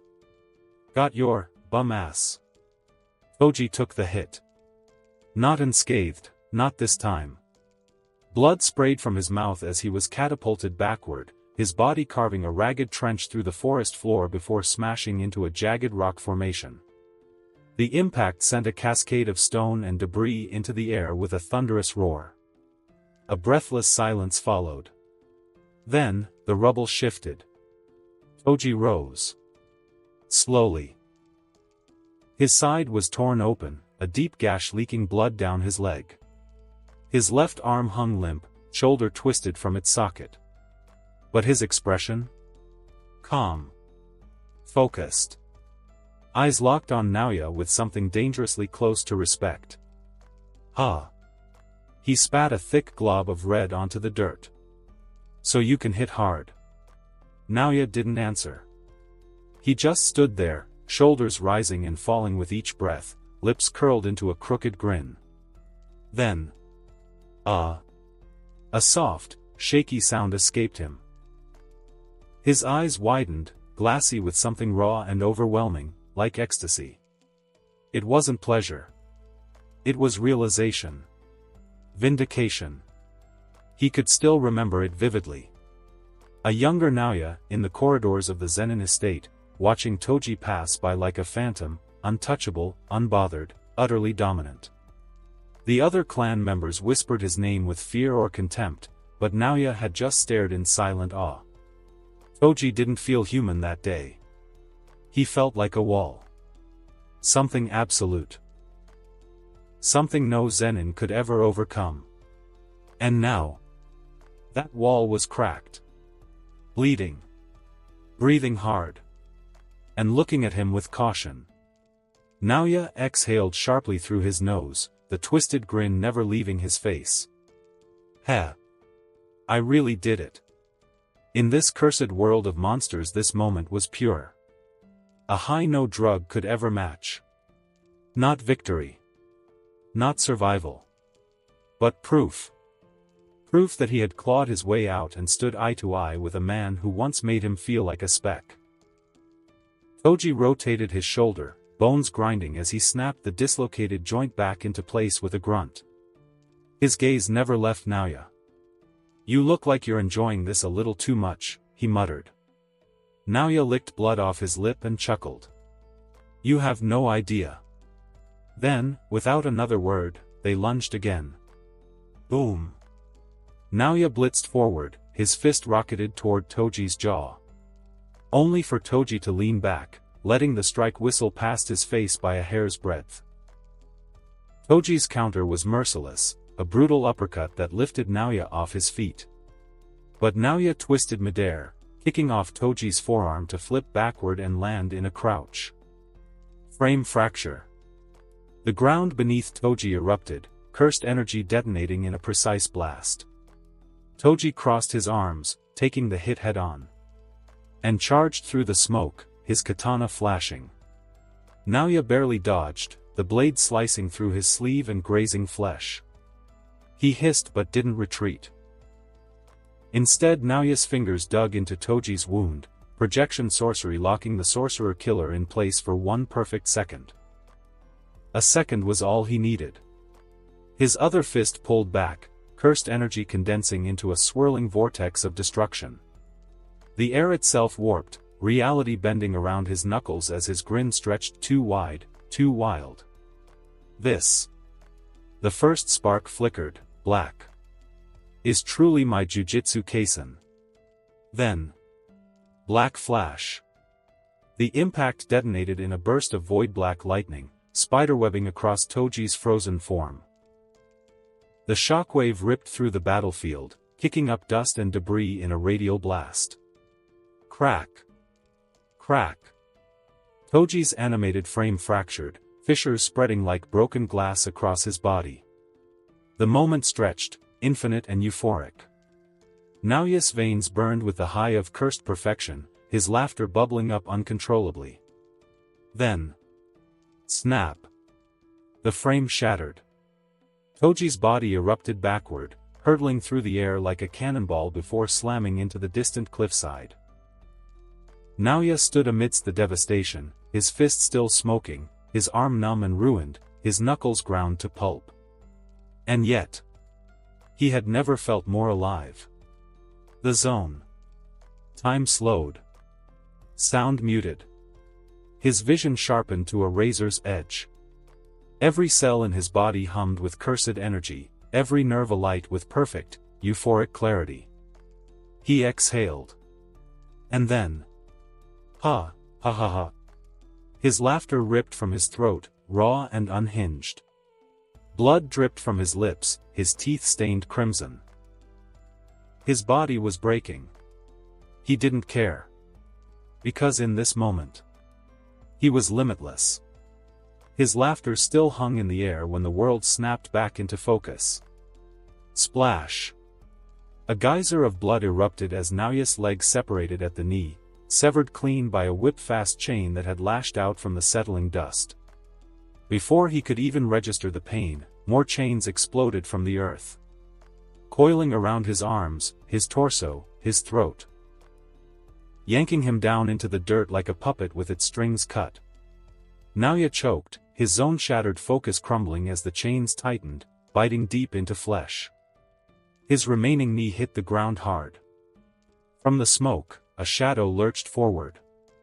Toji Fushiguro. He seems heavily damaged, but it seems that his injuries slowly regenerating. And now. He smiled. Time's up, brat. The chain around Naoya's throat yanked upward, forcing him to meet Toji's gaze. The soul-split katana glinted in the sun. Naoya's binding vow flickered out. His cursed energy drained. His body betrayed him. And yet. Ha! Naoya laughed, calm as a man sipping tea. This is really bad. No panic. No desperation. Just amusement, as if his sudden mutilation and impending death were nothing more than a mild inconvenience. Toji's grin widened, and without another word, he plunged the katana straight into Naoya's heart. Clean. Merciless. No last words. No dramatic farewell. Just silence. A beat passed, then Toji blinked, tilting his head. What if that old man refuses to buy my son after I killed his? He scratched his head, genuinely puzzled for a moment. Whatever. I'll find another buyer. With that, he turned away, blood still dripping from the edge of his blade, and walked toward his next destination. Deep beneath Jujutsu High, far below the surface. The fake Riko had just said her tearful goodbye to Kurwa, performing her role flawlessly. Now, she stood alongside Geto in front of a massive tree wrapped in thick, sacred ropes. The ancient air was heavy with cursed energy. Geto's voice echoed softly through the cavernous chamber. We're now in Tengen-sama's territory. This place is the foundation of Japan's key barriers, the main hall of the Tomb of the Star. Once you descend the stairs, pass through the gate, and reach the base of the great tree. He paused, his eyes fixed on the glowing structure ahead. You'll be inside a special barrier, one separate from the one surrounding Jujutsu High, he continued. Only those invited can enter. Tengen-sama will protect you until the assimilation. The fake Riko's heart skipped a beat. What the hell? How is the script Naoya gave me this accurate, she thought, stunned. He wrote these exact lines. It's like he saw the future. She narrowed her eyes slightly. Is this some prank between them? No, that doesn't make sense. Then. That. Or we can turn back around and go home with Kurwa-san. Her eyes widened in disbelief. That, or we can turn back around and go home with Kurwa-san. She had thought it, and Geto said it aloud. Word for word. This is insane. She thought, doing her best to act shocked in response. Huh? She said, feigning surprise. Geto turned to her, his tone softening. When our teacher told us about this mission, he referred to the assimilation as erasing. He wanted us to understand the weight of this sin. He may be a muscle-brained idiot, but he does things in roundabout ways. He smiled gently, eyes warm despite the gravity of the moment. The three of us, Satoru, Naoya, and I, talked about this before we even met you. Naoya acted like he didn't care about your death, but I'm sure he said that just to stay in character. The fake Riko blinked, momentarily thrown off. That part wasn't in the script, caring about someone's death? From Naoya? I doubt it, she thought skeptically. But I need to stay in character. Geto stepped forward slightly, his voice calm but unwavering. We are the strongest. No matter what decision you make, we'll guarantee your future. Oh. How sweet of you guys. The fake Riko smiled inwardly, then began her final scene. I've always been special since the day I was born. She paused, building up the emotion with expert timing. Her voice began to tremble, and her eyes welled with tears. But honestly, I want to be with everyone longer. I want to go to all kinds of places. I want to do all kinds of things, and more. She began to sob dramatically, cheeks flushed with emotion. It was a masterclass in acting. Geto smiled gently and raised his hand, extending it toward her. Let's go home, Riko-chan. She wiped away her fake tears, beaming up at him with a pink blush of gratitude. Then. Bang. A gunshot cracked through the silence like a divine curse. The fake Riko's head snapped back violently. A perfect crimson rose bloomed between her eyes for one beautiful, grotesque moment before she collapsed, lifeless before her body hit the ground. Geto's hands froze mid-air, eyes wide in disbelief. "Riko-chan." His voice came out hollow, fragile. He took a step forward, but it was too late. The light in her eyes was gone. From beyond the haze of gun smoke, a figure emerged casually, as if he were walking out of a convenience store. Toji Fushiguro. He lowered the smoking handgun without urgency, slinging it lazily by his side. A faint smirk tugged at the corner of his mouth. "Okay," he said flatly, glancing at the mess he'd made without remorse. "Job's done." He looked at Geto like this was just another Tuesday. "I can go home now."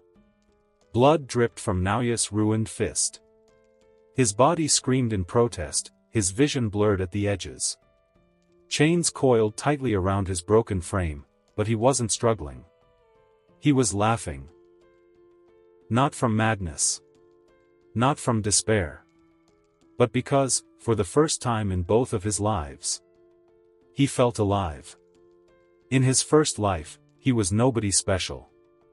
Born into wealth, groomed for power, but always smothered by expectation. His name carried weight, but he didn't. Elite schools, tailored suits, fake smiles, cold boardrooms, it was all a performance. A script written for him before he could even speak. He had watched Jujutsu Kaisen like any other fan. From the safety of a glowing screen. Toji Fushiguro was a force of nature. A man who carved his own path, no matter how many bodies it took. Naoya had admired that kind of freedom. Envied it. And now, here he was. Broken. Bleeding.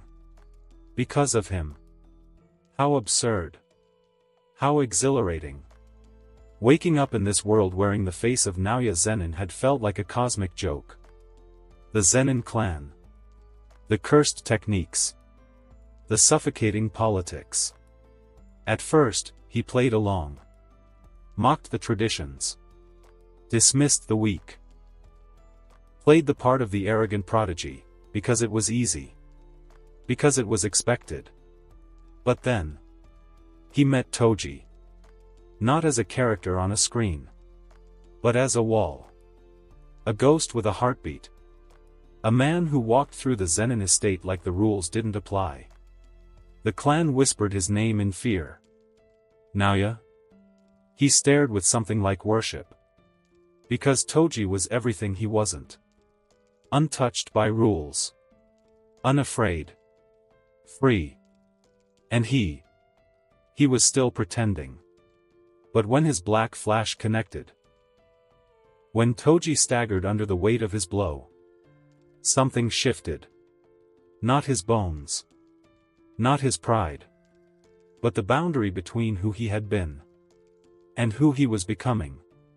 For the first time, he wasn't just acting like NAOYA ZENIN. He was NAOYA ZENIN. And this world? It wasn't fiction anymore. The pain wasn't scripted. The blood wasn't CGI. The rush was real. He could feel the chain at his throat.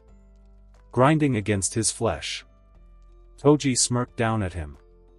A predator savoring the kill. Naoya should have been afraid. He wasn't. He grinned. Blood staining his teeth. This is really bad. No fear. No regret. Only amusement. Because even now, as death loomed, he felt it. The high. The thrill. The truth. He had lived two lives. One as a spectator. One as a player. And in this moment, as Toji's sword descended, he wouldn't trade either. As the darkness closed in, a final thought echoed in his mind. I wonder, what happens next? Because in this world of curses and chaos, he was just getting started. The battlefield was silent. Blood pooled beneath Geto Sugiru's unconscious form, his once pristine uniform torn and stained. His fingers twitched, a feeble, involuntary response to the pain, but his mind was lost in the void of forced slumber. Toji Fushiguro stood over him, his shadow stretching long in the dim light. He didn't gloat. Didn't smirk. Didn't even care. To him, this was just another job. Toji's voice was flat, disinterested, as if commenting on the weather. He tilted his head slightly, examining Geto's wounds with the detached precision of a butcher assessing a cut of meat. Would have killed you if you were a Shikigami user. A pause. But with cursed spirit manipulation. He shrugged. I'd rather avoid extra trouble. Translation, killing you means your curses go wild. And I don't feel like dealing with that mess. Toji wasn't merciful. He was efficient. Toji didn't look back as he spoke, already stepping away. You've got the blessing of parentage. A bitter, mocking compliment. But even with all that blood and pride. His voice dropped, colder than steel. All of you still lost to a monkey with no cursed techniques. The words hung in the air like a curse. A reminder. A truth that the Jujutsu world refused to accept. Then. Silence. Long, heavy. Finally, Toji turned his head just slightly, his voice a low, warning growl. If you want to live long, never forget that. And with that. Crack. A brutal, casual kick to Geto's face. Not out of rage. Not out of hatred. Out of principle. Because in Toji's world, weakness deserved punishment. And Geto? He was lucky Toji didn't feel like finishing the job. Toji didn't waste time examining the corpse. The fake Riko's body vanished into the swirling darkness of his inventory curse, stored away like just another piece of equipment. Toji cracked his neck, rolling his shoulders as he surveyed the destruction around him. Cratered earth, splintered trees, the unconscious form of Geto Suguru left bleeding in the dirt. Waste of time. He wasn't talking about the fight. He was talking about the principle of it all. These sorcerers, with their bloodlines and their inherited techniques, their self-important moralizing, they were all the same. They thought their power made them untouchable. And yet here they were. Cooked. Toji spat to the side, wiping his mouth with the back of his hand. He had no interest in sticking around. The Star religious group was waiting. They'd promised him a fortune for Riko Amanai's death, enough to gamble it for few months to live the rest of his days in luxury, far from the Jujutsu world's petty squabbles. Toji didn't care about their motives. Didn't care about Tengen's assimilation. Didn't care about the fake he'd just killed. So he turned, boots crunching over debris, and began walking. No hurry. No fear. Just the steady, relentless stride of a man who had already won. After Toji disappeared into the haze, leaving only silence behind. Until the sound of crackling returned. Faint at first, then louder. A hiss. A pop. Like something burning. Smoke curled upward from NAOYA's body. But it wasn't from fire. It was from healing. His wounds, deep, ragged, and fatal, began to close. Slowly. Violently. Threads of cursed energy stitched through torn muscle, fused shattered bone, rebuilt what had been destroyed. The air shimmered around him like a mirage, heat rolling off his skin. NAOYA ZENIN was alive. Because he had done it. He had learned reverse cursed technique. Just raw survival instinct. After entering the zone, after dancing on the edge of oblivion, NAOYA had directed everything, his cursed energy, his consciousness, his will, into a single point. Live. Not because life itself mattered. But because reverse curse technique was the key. It had always been the goal. Coming here. Challenging Toji. Risking death. All of it, just to unlock this. Because in NAOYA's mind, there was no in-between. If he failed, then he'd die. And that was fine. Better to die chasing power than live watching someone else rise without him. Now, blood clung to his ruined uniform, sticky and half-dried. He looked down, sighed. Second time I'll be requesting a new uniform, Naoya muttered, brushing debris from his shoulders like it was dust on a blazer. Then he walked, slow, deliberate, steady, towards someone who had fallen before he did. Naoya, now barefooted, crunched through the battlefield's wreckage, past uprooted trees, across earth scorched black by cursed energy, stepping over the remains of shattered barriers without breaking stride. The destruction formed a perfect path leading to his destination. There, sprawled in a crater, lay Gojo Satoru. Arms outstretched as if making snow angels in the dirt, his glasses gone, those infamous 6 eyes are a little different now, staring unfocused at the sky. Naoya's shadow fell across the fallen sorcerer. Not dead yet? How disappointing. When no response came, he crouched down, tilting his head like a child examining a broken toy. Do you even know who just humiliated you? A chuckle. Of course you don't. He leaned closer, voice dropping to a conspiratorial whisper. Toji Zenin. A disgraced member of my clan. A pause. Funny, isn't it? The great Gojo Satoru, always bested by someone with Zenin in their name. The breeze carried the scent of burning wood and copper. Somewhere distant, a tree limb cracked and fell. Gojo spoke, his voice drifting, dreamlike. The world is too beautiful right now, Naoya. Naoya froze. For a heartbeat, he just stared. Then he smiled. Amanai Riko died, he added, casual as discussing the weather. Nothing. No reaction.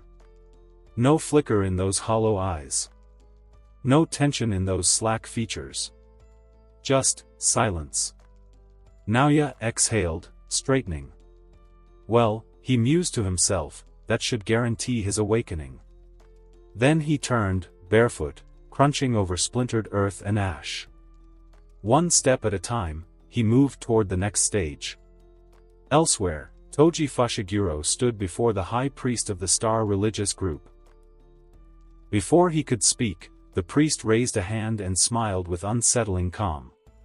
We examined the corpse and confirmed the death of the star plasma vessel. Don't worry, you'll receive your payment shortly. Then, without waiting for a response, the priest turned and vanished. Toji blinked. What?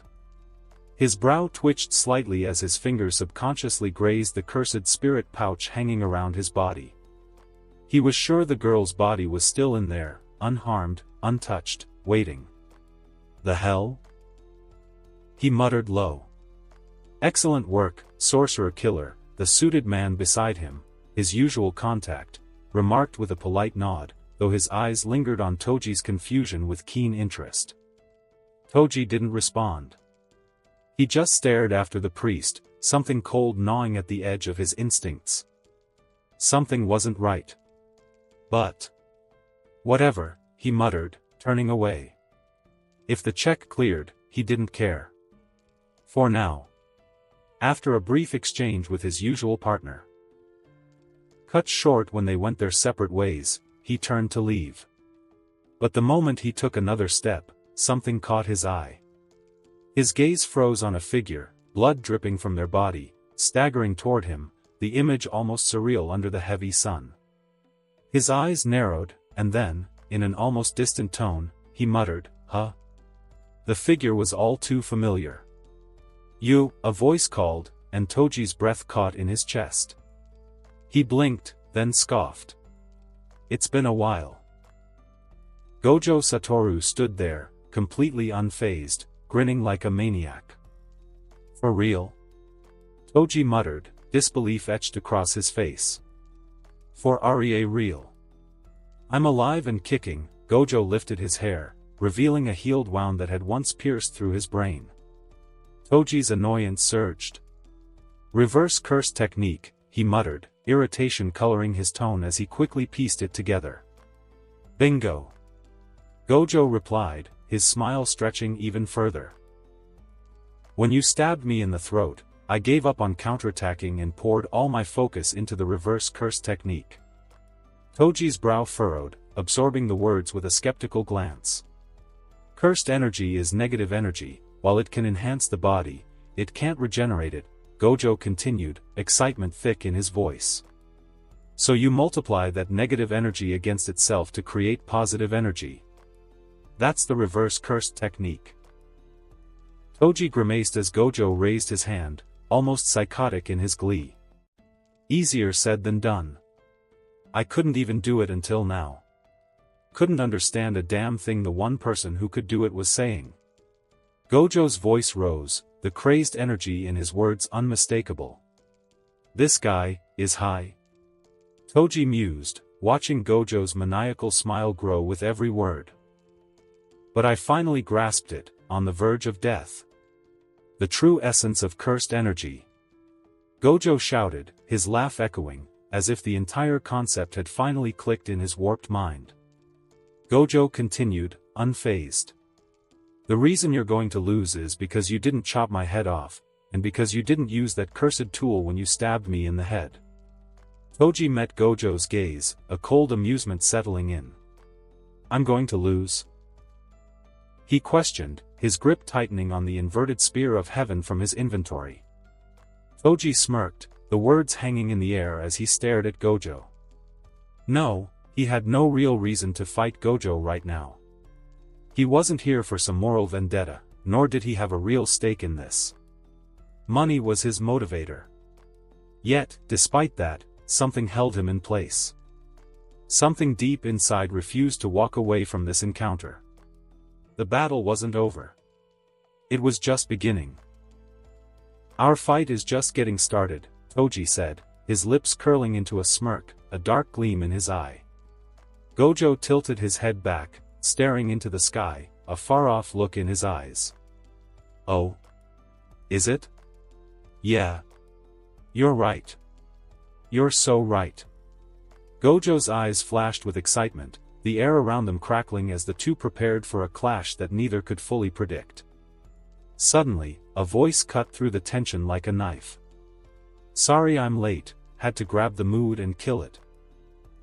Suddenly, a voice cut through the tension like a knife. Sorry I'm late, had to grab the mood and kill it, Naoya said, stepping out from behind a broken pillar with a lazy wave, looking far too smug for someone who was supposed to be very, very dead.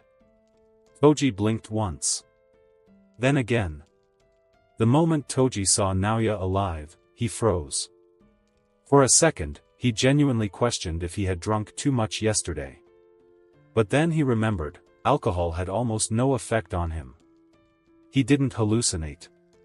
And yet. There Naoya stood. He sighed, rubbing a hand down his face in disbelief. Let me guess, reverse curse technique, right? Toji muttered. Even as the words left his mouth, he could hardly believe he was saying them. It was one thing for Gojo to pull it off. But Naoya? It seems he had heavily underestimated him. Naoya flashed a grin. Bingo, dot. Naoya gave a mock bow. Why, thank you, Toji-san. You wouldn't believe how motivating dying was. Wait, you died too, Naoya? I thought you just ran away crying. Technically, Naoya replied, tapping his chest.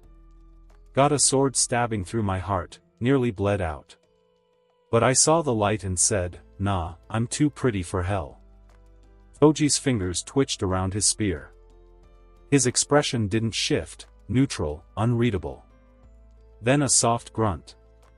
Huh. A beat.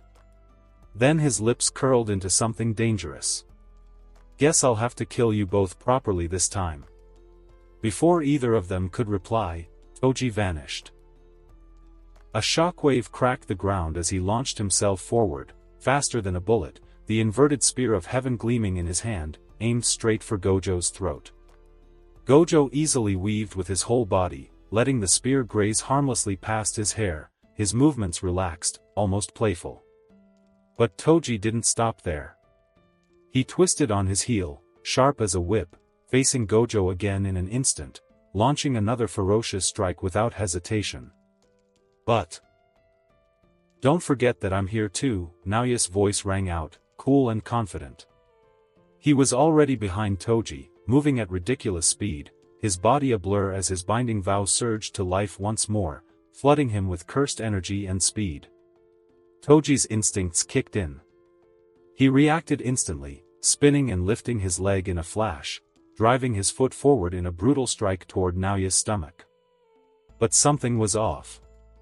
Weirdly, impossibly, his leg passed right through Naoya's body like it was intangible. Toji's eyes narrowed. The hell? The moment his foot touched the ground again, Naoya's palm pressed against his back. Cursed energy flared.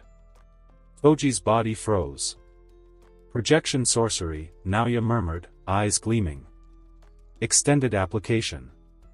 Toji was trapped, locked into a frozen animate frame. 10 full seconds. Gojo didn't waste the opportunity. He vanished in a flash, reappearing upside down behind the frame of Toji, his face twisted in a wild grin. AKA. He said, fingers snapping forward. A brilliant pulse of crimson erupted from his fingertip, a reversal technique so dense it warped the air around it, trailing spirals of pure cursed energy in its wake. The red orb roared forward, aimed straight at the unmoving frame of Toji Zenin. Boom! The moment Red made contact, the world shattered into noise. An explosion burst forth with godlike force. The surrounding rock cracked and disintegrated, shockwaves shredding the earth like paper. Naoya, standing close, too close, did not move. His smirk remained untouched by the chaos as the explosion tore through the space he occupied. Debris, flame, cursed energy, all of it passed through his body as if he were nothing but mist. Like air. His form shimmered, intangible. The dust began to settle, the blast crater wide and jagged, smoke curling up into the sky. And then, movement. Toji Zenin was still standing. Blood trickled from his mouth, his upper body scorched, muscles twitching from the residual force of Gojo's attack. Bunch of monsters, Toji muttered, spitting blood to the side. Naoya's eyes narrowed. Something was off. He'd seen this before, in the original timeline. That time, when Gojo hit Toji with red, the damage had been significant, but dulled. The inverted spear of heaven had disrupted Gojo's technique, severely weakening the blast. Even then, red had been enough to launch Toji and tear him up internally. But this? Toji had taken a direct hit. Without the spear. It's the same red from the show amplified by Gojo's current power level, with the added punch of projection sorcery's full-body impact extension. He shouldn't be standing. He shouldn't even be alive. Naoya's smirk twitched, then faded completely. But he shoved the thoughts down. Locked them away in the back of his mind. Instead, his eyes drifted, slowly, to the sky. Gojo Satoru floated lazily above them, reclined like he was laying on an invisible bed. One leg crossed over the other, fingers loosely spinning in circles. His snowy white hair drifted with the breeze. He looked utterly detached, as if the battlefield beneath him was a passing daydream. Unbothered. Naoya glanced up at him, reading the silence. And he smirked. He had a good guess about Gojo's thoughts right now. Naoya's smirk widened. He locked eyes on Toji. Something in Toji's instinct screamed at him, wrong. Something was wrong. Toji's muscles tensed. The air itself seemed to hold its breath. Then, movement. Faster than sight, the sorcerer killer lunged, not at Gojo, but at Naoya. A feint within a feint, his true target revealed at the last instant. Naoya's lips curled into a vicious grin. Took you long enough to figure it out. Toji's blade was already halfway to Naoya's neck the moment he finished speaking. Naoya ducked low, then twisted his body unnaturally, his head snapping back just enough to barely avoid the cut, though a clean line of blood opened across his cheek. Close, Naoya taunted, righting himself with unnatural fluidity. His counter came instantly, a glowing fist rocketing toward Toji's ribs. Toji took the hit deliberately. The impact cracked bone, but he used the momentum to pivot into a devastating roundhouse kick. Naoya's form shimmered. The kick passed through empty air. But Toji was already adjusting, the inverted spear whipping back in a reverse grip to exploit the momentary rematerialization. Naoya barely twisted aside, the spear's tip grazing his uniform. TCH. A flicker of annoyance crossed his face. You learn fast. The battlefield stilled. Gojo Satoru floated between heaven and earth, his presence warping the very air around his 6 eyes gleaming with otherworldly light. Between heaven and earth. His voice carried the weight of divine judgment. I alone am the honored one. Toji's instincts screamed. But before he could move. Crack.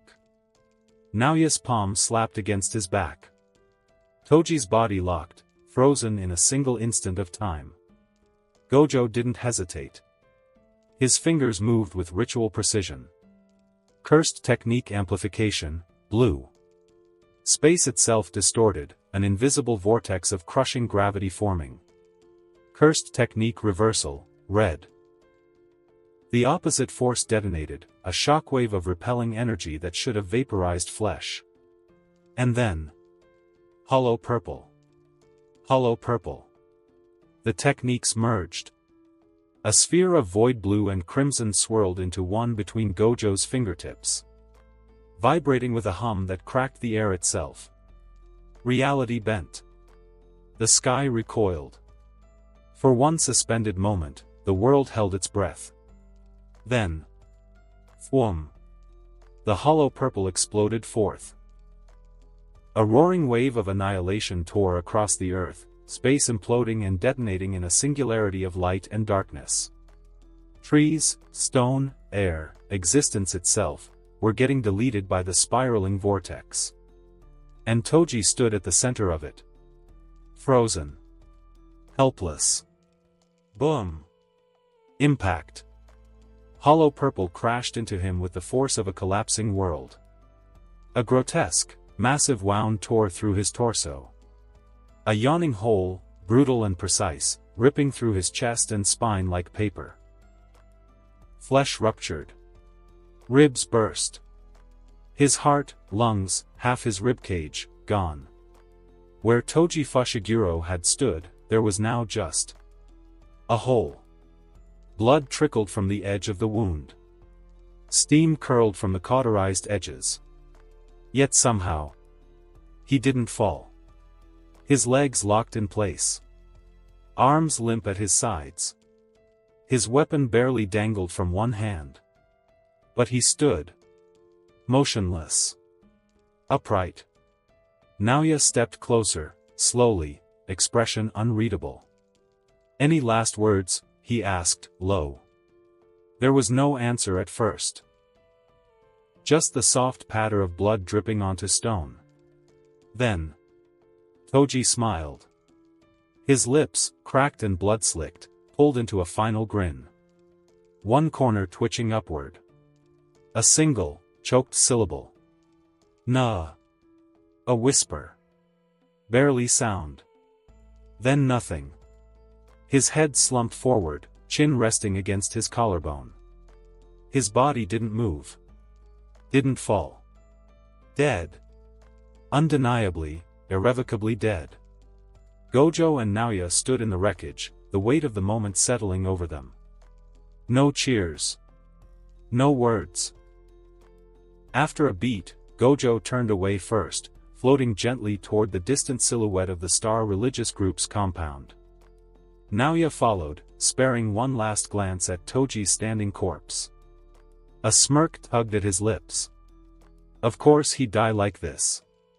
There are always Sigma Zenins, and bum Zenins in this world. Then he too walked away, leaving the sorcerer killer's body to stand vigil over the battlefield. A monument to his own stubborn defiance. Ever since his reincarnation, Naoya had been obsessed with a single question: what would his reversed curse technique look like?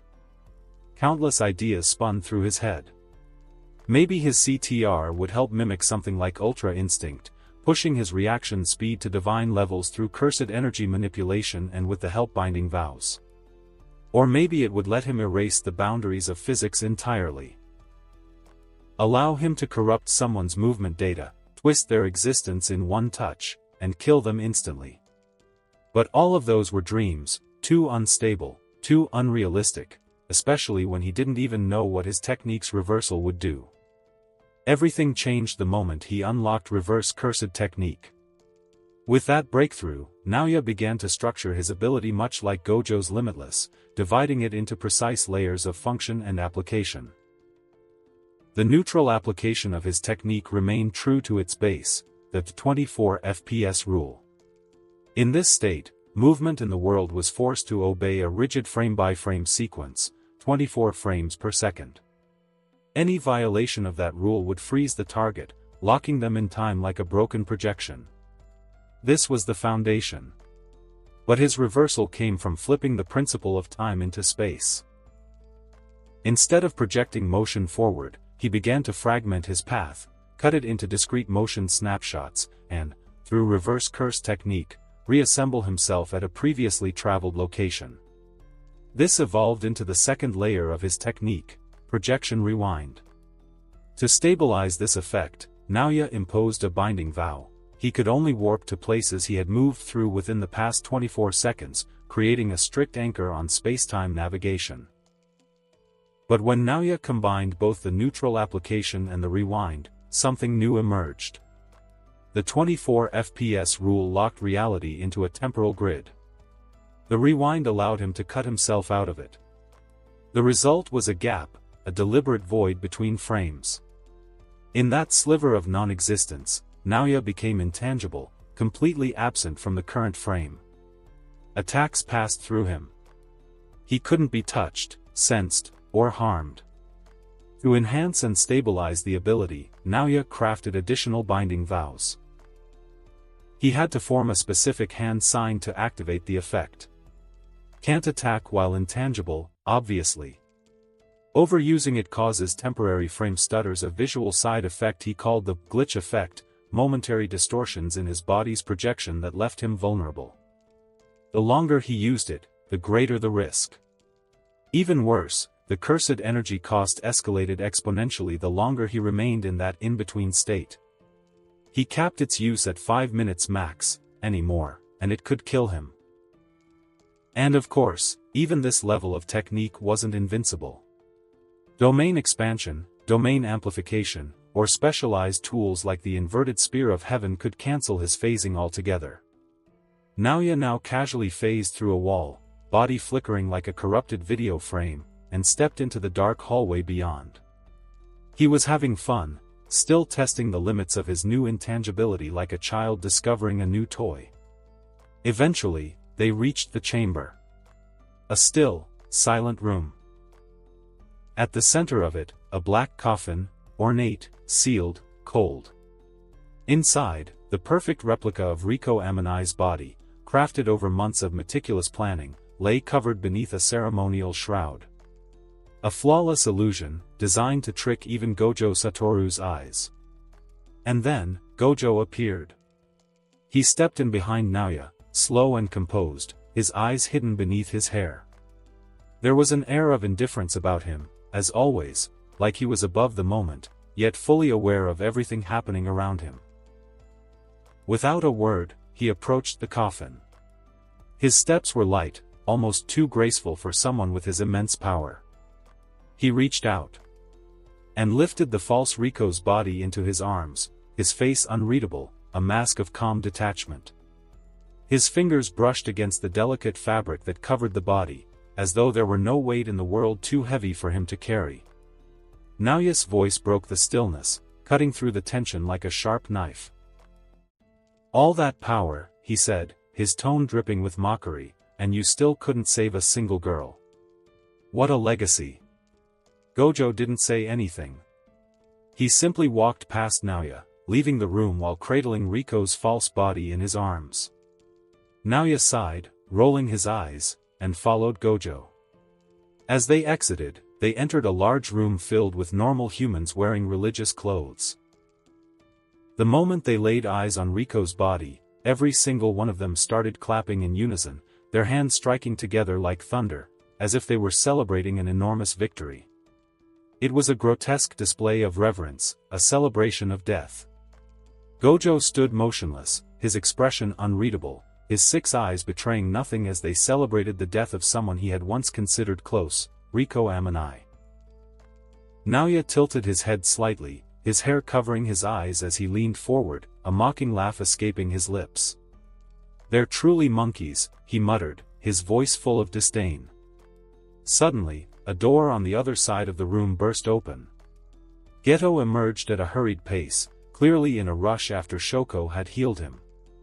Gojo walked toward him slowly, his gaze meeting Geto's with the same detached calmness he always carried. "You're late, Suguru." "No, wait. Guess you got here fast," Gojo said, his voice almost casual. "There are several star religious group members in the city, after all," he added, shrugging slightly. "Satoru? Is that you?" Geto asked, his voice filled with concern as he looked at Gojo, sensing something different in him. "What happened?" Geto asked, his eyes now drifting to Naoya, noticing that the look in his eyes had changed too. "I see you already saw Shoko," Gojo said with a knowing tone. "Yeah, she healed me," Geto answered, his voice sounding distant, as though his thoughts were elsewhere. "I'm fine now, but me being safe here doesn't change anything." He glanced at Riko's hand, which dangled lifelessly from Gojo's arms. "I screwed up." "You're not at fault," Gojo added quietly. "Let's head back now," Geto said, his voice low, almost resigned. Gojo paused for a moment, his dead gaze fixed on nothing in particular. "Suguru, should we kill these guys?" His words were flat, without emotion. "With the way I feel right now, I doubt I'd care about it," Gojo added, his voice void of any real feeling, as the clapping in the background grew louder. "No, there's no point," Geto replied, looking down. "It seems like there are only common believers here. The mastermind who knows about our world has probably fled by now." "No point, huh?" Gojo repeated, his tone distant as he began to leave the room. "Does there really need to be any point to it?" Gojo stopped abruptly and asked, his back turned, not bothering to look at Geto. Without waiting for an answer, Gojo continued walking, his footsteps echoing as he left the room. Geto stood there for a moment, looking at the people clapping, his expression unreadable. The noise of their celebration seemed to blend into the background. With a deep breath, he turned and walked out of the room, his footsteps fading into the distance. Naoya, however, remained by the wall, his gaze fixed on the common believers, watching them as they reveled in their twisted victory. His thoughts were unreadable, his expression just as blank as ever. Yet, there was something unsettling about the calmness in his eyes, an eerie stillness that radiated a quiet, dangerous energy. And then, Naoya's hands moved with deliberate precision, fingers forming a hand sign. He spoke the words slowly, almost reverently. "Domain expansion." As he spoke, his domain began to expand outward, the air shifting around him as if reality itself were warping to his will. Behind him, a massive mechanical projector eye emerged, its pupil glowing like a camera lens. It scanned the room, locking its vision onto the humans present, its gaze both cold and calculating. The golden light from the domain illuminated everything, casting a strange glow over the scene. A golden corridor stretched endlessly in every direction, its walls adorned with intricate paintings, each one capturing warriors frozen in eternal combat. The floor beneath gleamed like polished marble, reflecting the light and adding to the surreal beauty of the space. At the center of it all stood the giant mechanical projector eye, its unblinking gaze fixed on everything within the domain, trapping the world in its unyielding focus. The sure-hit effect of the domain activated instantly, injecting films of animation frames into the necks of the humans within its reach. At first, the commoners didn't understand what was happening. They believed it to be a divine revelation from their god, Tengen, rewarding them with a beautiful spectacle. Without realizing the danger, they continued to celebrate. The moment they clapped again, however, they violated the 24 FPS rule. Those who moved within the domain now suffered the consequences. Their bodies couldn't obey the strict frame-by-frame sequence of NAOYA's projection sorcery, and as soon as they tried to move, blood splattered. Ah! One man screamed as his arms stiffened and trembled, blood leaking from every tiny cut. "My leg! My leg!" Another cried out, his body trembling uncontrollably, his knee buckling as his leg was cleaved. The more they moved, the more severe the punishment. Every cell in their body was cut and shattered. The pain was overwhelming, and they couldn't stop their movements fast enough to avoid the growing injuries. "My eyes, my eyes!" A woman shrieked as the cells of her eyes ruptured, her vision becoming blurred by the searing pain as blood poured from the corners of her sockets. The domain didn't stop at small cuts, it was far worse. Those who attempted to force a movement, thinking they could escape, found their limbs severed entirely. A scream echoed as a man's arm was completely severed as he tried to stagger forward, his appendage falling to the floor in a grotesque heap. There was no escape. Each step, each breath, each twitch only deepened their suffering. The precision of the curse technique left no part of their body untouched, rendering them immobile with each violation of the frame sequence. NAOYA stood in the center of it all. Cold. Indifferent. His eyes swept across the chaos like a lens, unblinking, detached. The giant mechanical projector eye behind him mirrored his gaze, recording the massacre frame by frame, perfect and merciless.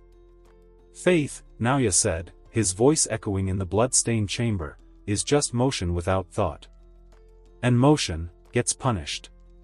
He took a step forward, watching a man convulse and collapse under the weight of 1,000 invisible blades. "You should have stayed still," NAOYA murmured.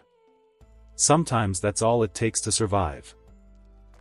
He glanced up, lips curling into a faint smile as screams cracked the air like static. "Turns out God did answer," he said, tilting his head. "Just not the way you hoped." The next day, no one suspected a thing. No one knew what NAOYA ZENIN had done the night before, how many had screamed, how many had bled. That was the beauty of it. He moved like nothing had happened. Calm. Composed. Clean. A white box hung lazily from one hand, the kind soaked with oil and cheap paper napkins. Pizza, fresh from a delivery place in town NAOYA barely remembered the name of. He'd grabbed it just to break the monotony of clan business. Today, he wasn't here to slaughter fools. He had other matters to handle. He walked through the compound until he found who he was looking for, a cluster of clan elders sitting around a shaded porch. "I want a building constructed," NAOYA said flatly, not bothering with greetings. "Next to mine. 2 bedrooms, full training space, nothing cheap. Make it fast." One elder blinked. "A new residence? For what purpose?" NAOYA smiled without warmth. "Your opinion means less than dirt to me. Don't speak unless spoken to." Without waiting for a reply, he turned and walked off, the pizza box still swinging in his grip. He was ready to adopt Toji kids. Then, he would put the inverted spear of heaven, stolen from Toji, in his house in a safe place. NAOYA was passing through the winding stone corridors of the Zenin compound after completing his task, the box of pizza tucked under his arm more out of boredom than hunger. He hadn't expected to run into anyone, much less 2 scrappy kids sitting on a broken bench in the courtyard.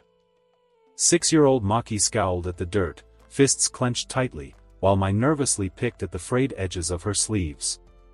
A fresh bruise bloomed dark on Maki's and Mai's cheekbone.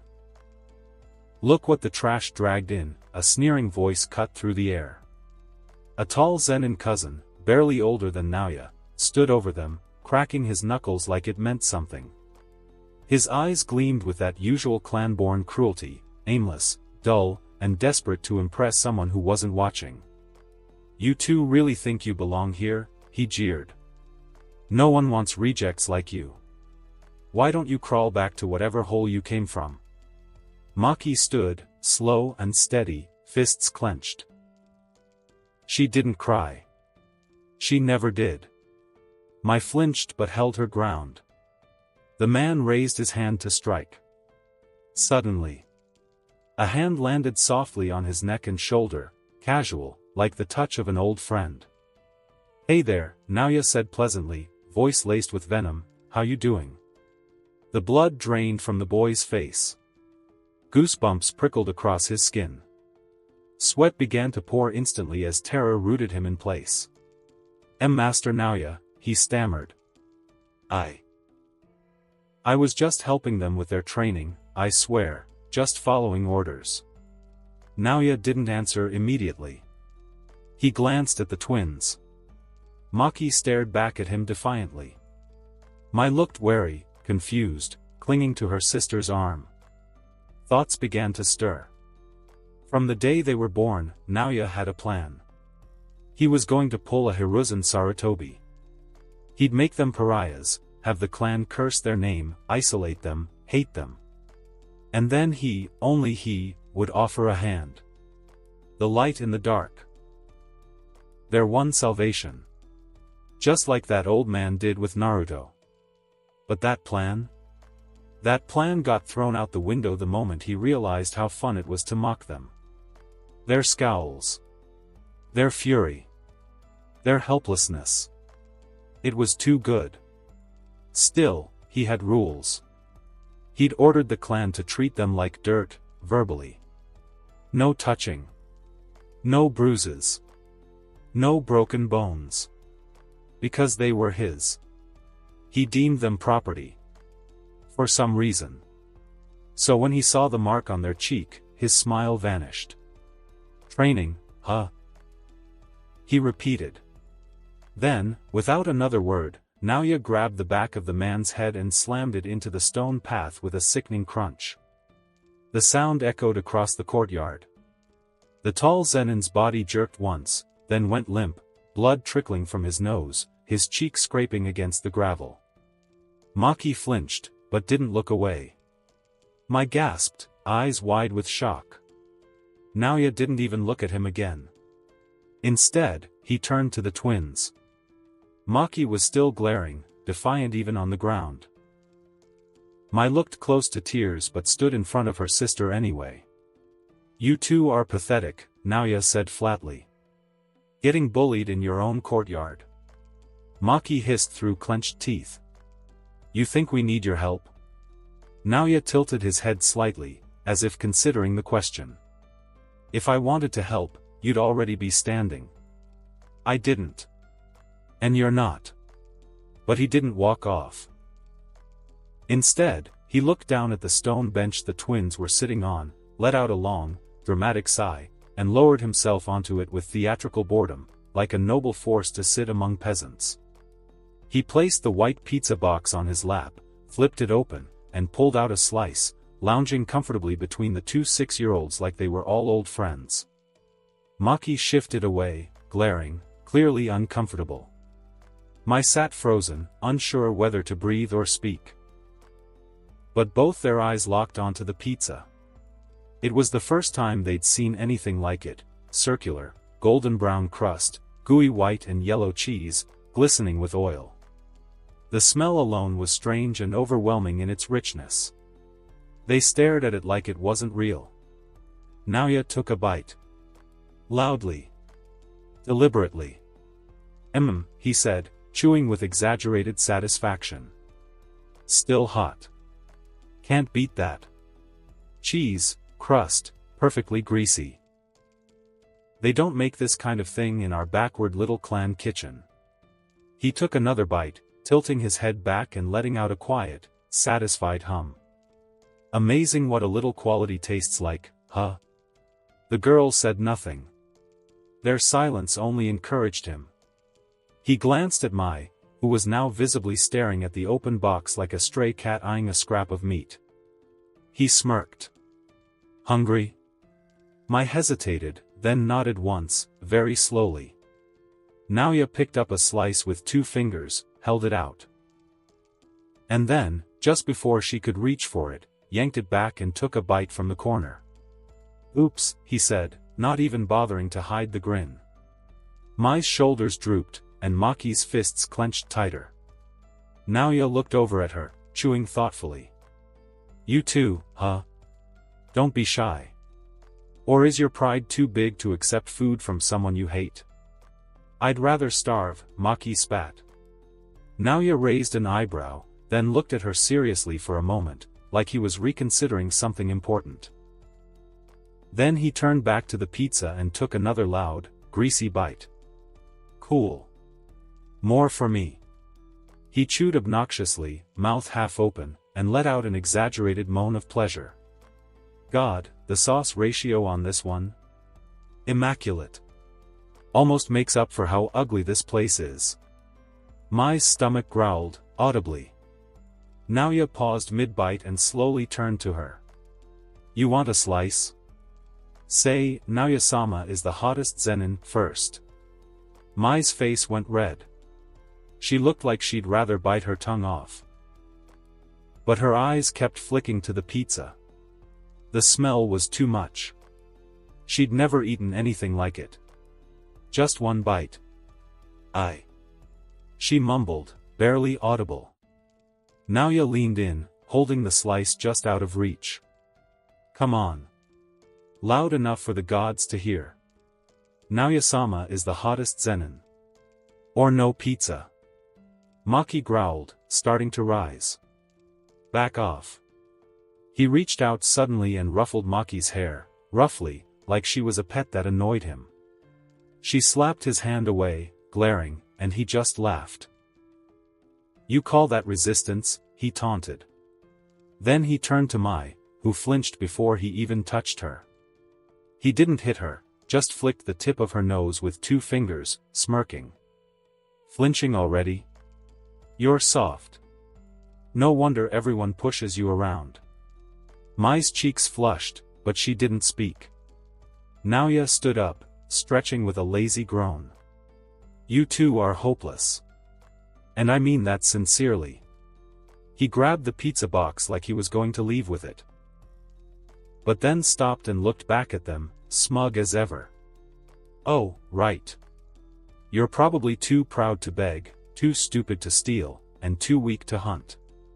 He took a few steps away, then sighed with great theatrical effort.